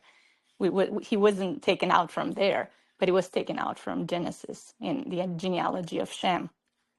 You find it also in Jubilee and in Luke. So these two confirm each other. Another And reason why they threw the Book of Jubilees out. Okay. yeah, and he's the one that, found the books of the Watchers. And probably that's one of the reasons they want him out, because all the fallen angels that were bound down under the earth in chains, so they weren't on the earth anymore. But their writings were on the earth, just like we found the Dead Sea Scrolls. So those they survived the flood somehow, and they were found out by this guy Kainan that is missing in Genesis. So he started to teach this to his children and to his genealogy, which Eber comes from too, but Eber pulled himself out. Abraham, yeah, from pull himself out from this idol worshiping, because they were all doing the same thing. So I'm asking myself, what if there are writings, that we didn't find, just like this one's survived the flood, So who knows? Oh, I know. Oh, yeah, we were kind of going over that a little bit earlier too. I think the Vatican has a lot of these writings in their, 52-mile long basement of books that they got. It's 52 Yeah. miles, right? I know right now they're they're a group of people. I don't know if only one. I discover only one, but there might be more than this, that they claim their genealogy goes back to, the Melchizedek priesthood that was on the earth. So they claim they have some scrolls that were never, they have never been revealed. And I don't know if they're going to show some of them or not, So it's just like so many things in so many parts, Just if you keep your eyes open and you're like, you will discover more and more, or people in different parts of the world discover more and more little things, It's just, but it just sounds or looks like it's so hard to really figure this out, It takes so much effort and so much digging, and people are tired, And even with the calendar, this is what I can see, Most people have got to their comfort zone of digging, or like to the fullness of their patience in digging, and they're not willing to, look into more. For most people, this calendar thing looks like a riddle. They cannot understand it, and it's not that it's so hard. They just don't want to put the time. So they just dismiss it on the spot. It's better when somebody else does the calculations or does just like, because for instance, the people that confirmed the calendar with the priesthood from the Dead Sea Scrolls with the moon, and they say, oh, the moon in the first year with the moon in fourth year, the moon in the second year with the moon in fifth year, the moon in sixth year, the third year, confirms the calendar. It doesn't confirm or a sufficient time pattern in order to establish if those 6 years that are in the Dead Sea Scrolls were a pattern follow one after the other. That's the part that they stopped. They just confirmed the 6 years because they found it for 2019 to 2024. But it doesn't follow the pattern. 2025 did not follow the pattern of the moon, us having a full moon in the first day of the year. There was no full moon yesterday in the first year of the biblical year. So they cannot answer this. How can you confirm? Okay, let's say we had this type of confirmation with the moon from 2019 to 2024. It happened, yeah. But what about 2025? It's supposed to go in the first year back again of the priesthood confirmed by the moon. But it doesn't happen. It didn't happen. In the first day of the month and the 30th day of the month, they have a full moon. So, because that's what they base their intercalation in accordance with a priesthood. So it's just how will you even keep going like that? That means you haven't gone to the fullness of this. There still has to be something you're missing. If the moon doesn't confirm in the next cycle of priesthood what you have believed to happen. Do you guys agree? Yeah, no, and that's exactly what we've proven. We've proven that these moon cycles aren't going to line up with what they are showing or making claims to that they do in that priestly cycle. So that's why, we've taken it back to the original text and we don't find moon phases in there. We just find the word dukkha. And we see scholars can't even identify the meaning of the word dukkha. It just means like an observation, really, when you take it to the etymology of the word. It's just an observation. So what these authors did was decide, hey, we're just going to, because the priestly cycles in the Talmud and so forth, they go off their priestly cycles off moon phases. So that's must be what they're doing here in the Dead Sea Scrolls. So we're just insert these moon phases. And that's literally what we found. And Marissa has done like a lot of work tracking the moon phases and the cycles and trying, every which way to get them to line up with these priestly cycles in the Dead Sea Scrolls. And it just doesn't work. Like it's not going to line up. I'm not sure if she's here now. No, she's not here now. But Well, yeah, on a I'm lot. sure. I'm sure you, if you would not have to intercalate a week, because that's the problem they have, that they don't even realize. If the cycle would keep going indefinitely of 6 years followed by another 6 years followed by another 6 years, I'm sure that the moon would follow that pattern. But their problem is that if they follow that pattern without moving the week ahead, they would end up in the winter with the seasons.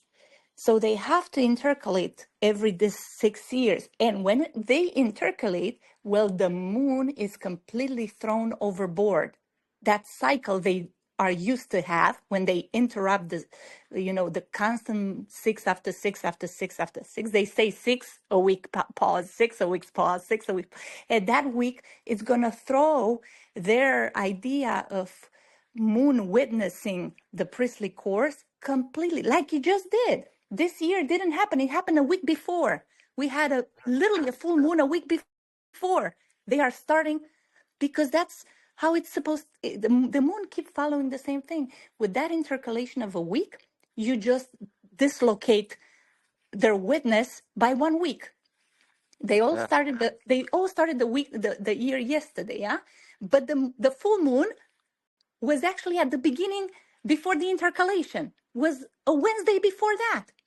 So how is that going for them? Because if you ask them, they don't know how to answer. So if you yeah, claim that the Dead Sea Scroll says that in the first year, in the first month, you will have to have a full moon in the first year of the month, in the first day of the month, and in the 30th day of the month, how does that work for you this year? yeah. It It doesn't didn't. work.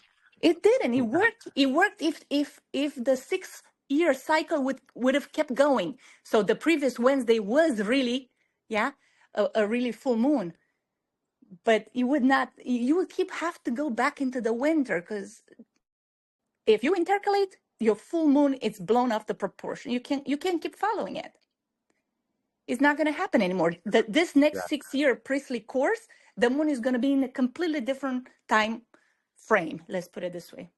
yeah. And that's what we were showing these people who are using that. We're saying, hey, look, this isn't going to line up. And they're just like, oh, well, basically is their answer. Well, they ignored everything. They didn't even check. They literally just gaslighted. I mean, I'm sure you've seen the Katrina, conversations. you have the patience, and most people that are, you have the patience to look into most people don't. They blame the churchianity that they do not listen and they do not study and they do not, but when it comes, they reach their level of fullness. Let's put it this way. I don't know what that means for everybody, for each individual. They don't want to do it anymore.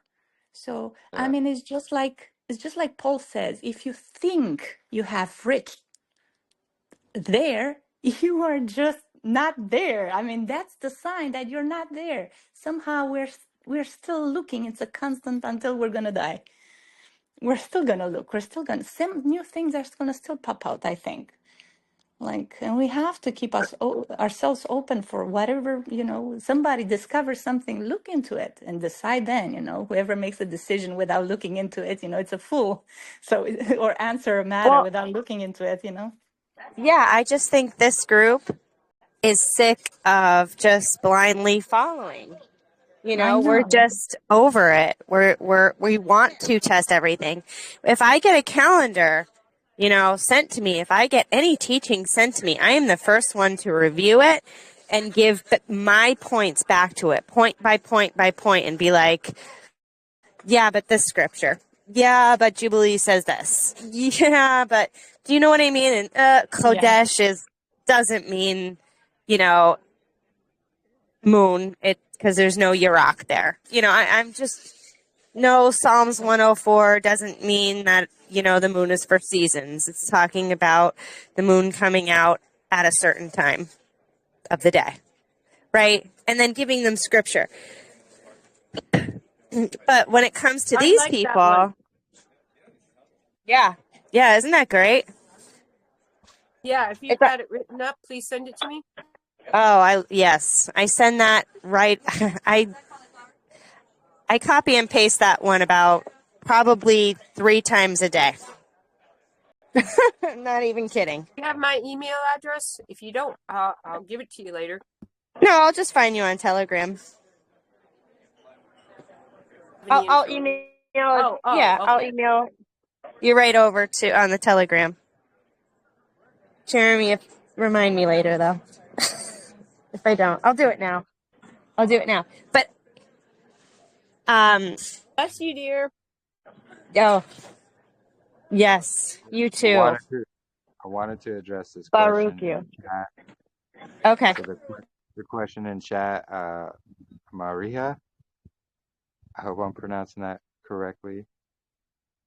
So about Enoch 74:11. So it's talking about the excess of the sun and stars is going to amount to 6 days and 5 years.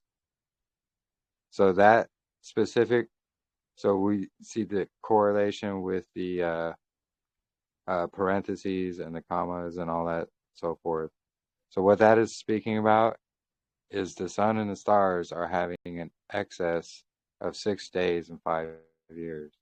Then that verse is going to continue on about the difference between that and the moon of that, the difference of the moon and that, which is also explained in verse 10 as well. So in creation week, we're going to see right there in Genesis 1, so 1 through 5. So verses 1 through 2 there in Genesis, we're going to see there's this time where everything was voidless, or it was formless, void, and empty. It was basically a time before the keeping of time started count. So the counting of when the day begins is going to be right there in verses 3 through 5, where he's saying, let there be light. So that's marking the beginning of the starting count of day 1. And then we can see that through the rest of creation week there. It's got that same pattern. The light, when it's full light, that's going to be when the day is beginning. Then we have the evening into the night. Then we have the morning, which is the evening and morning are the blending of the lights. So when it's full light again, that's when we get day 2, and then so forth and so on. So in creation week each year, we're going to have this excess of darkness, or this time that existed in creation week before the counting of the start of time, which the light signaled. So Enoch, Enoch 74:11, that's what he's speaking about in there.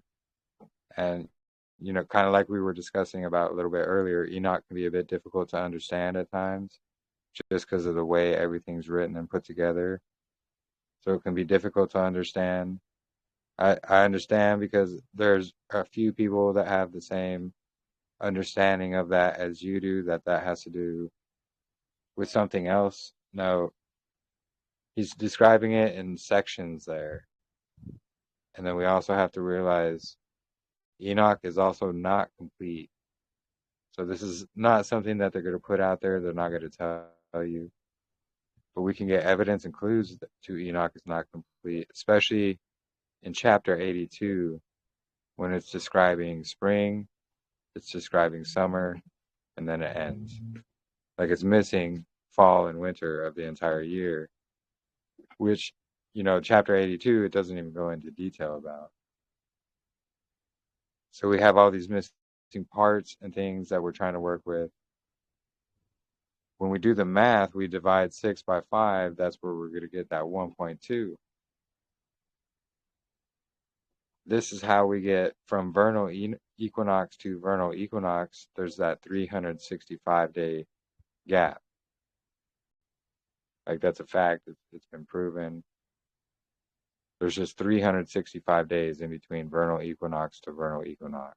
So when we're looking at the Dead Sea Scrolls and we're seeing they're marking the Tekufa is on day 4 of creation week, where the Tekufa is the solstices and the equinoxes. So we're seeing the solstice, the equinox, the spring equinox is going to be marking. Sorry, can you hear me still? My phone shut off. My bad. Sorry. So the Tekufa is the equinox, the straight line shadow. It's always going to mark day 4. Day 4 is when the sun, moon, and stars were created. The 4th gate is also what we're told in Enoch is what's going to be the beginning of the year. So there's just all these correlations with 4, and 4 days. 4 days later is going to be the Sabbath. 4 days before is going to be the divider day. It all lines up perfectly. And then we have Jubilees to go off as well, chapter 2, specifically verse 9. Verse 9 is going to tell us the sun is going to be the sign for the days, Sabbaths, years, months, and seasons. And then when we go down to chapter 2, verse 21, it's going to be talking about there's going to be a sign that he's going to give us which we should keep the Sabbath day. So what sign is that? Well, verse 9 just explained to us it's going to be the sun. So the sign of the sun is going to be that straight line shadow, which was also tracked by the temple and the tabernacle as well by on the day of the equinox, the straight line day, March day 4. That's when the sun's going to rise directly in the east, and it's going to shine right in the temple door, and it's going to light up the Holy of Holies right in the center. And that's the glory of Yahuwah that's mentioned in Ezekiel 43. And it's shining, lighting up, and filling the house.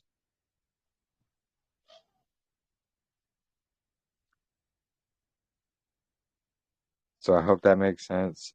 We do have a lot of other discussions where, I walk through a lot of this in detail. There is also my article as well. I believe I've shared it. But I understand it can be a lengthy read, but it's definitely well worth the whole read. It walks through the history. If you're not interested in the history, the last few chapters are going to be all about the calendar. So if you read like the last 3 or 4 chapters that are in there, it's going to basically walk the calendar through all the scriptures. So when we take all the scriptures combined and we see the whole story that they're all trying to say, that's how we get the understanding of what Enoch is saying in that verse as well. And there's many others who see this understanding as well. They can probably explain it better than me, but the best way I can explain it is just truly just to read the last bit of my article, and I walk it all through the scriptures there.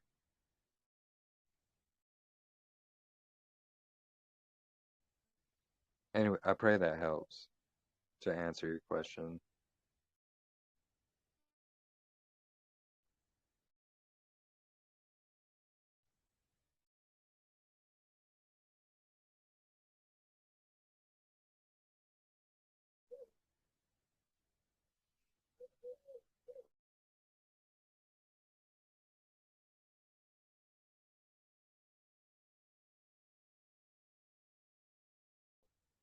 But yeah, so does anybody have anything else they'd like to talk about or add to what I just talked about? Yeah, does anyone have any questions on that? Did he answer the question or?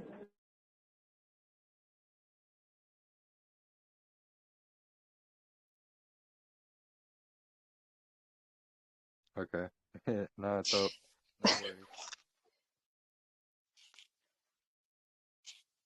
Yeah, I mean, I think just to kind of like reestablish what we had said earlier, Jeremy, about, just repetition, repetition, repetition, it's just uh, I keep going through it in my mind, um, re-listen to conversations, um, re-listen to studies. I feel like that there's always some tiny little amount of detail that I miss that is what's get me confused. And so then when I add it, then it just helps me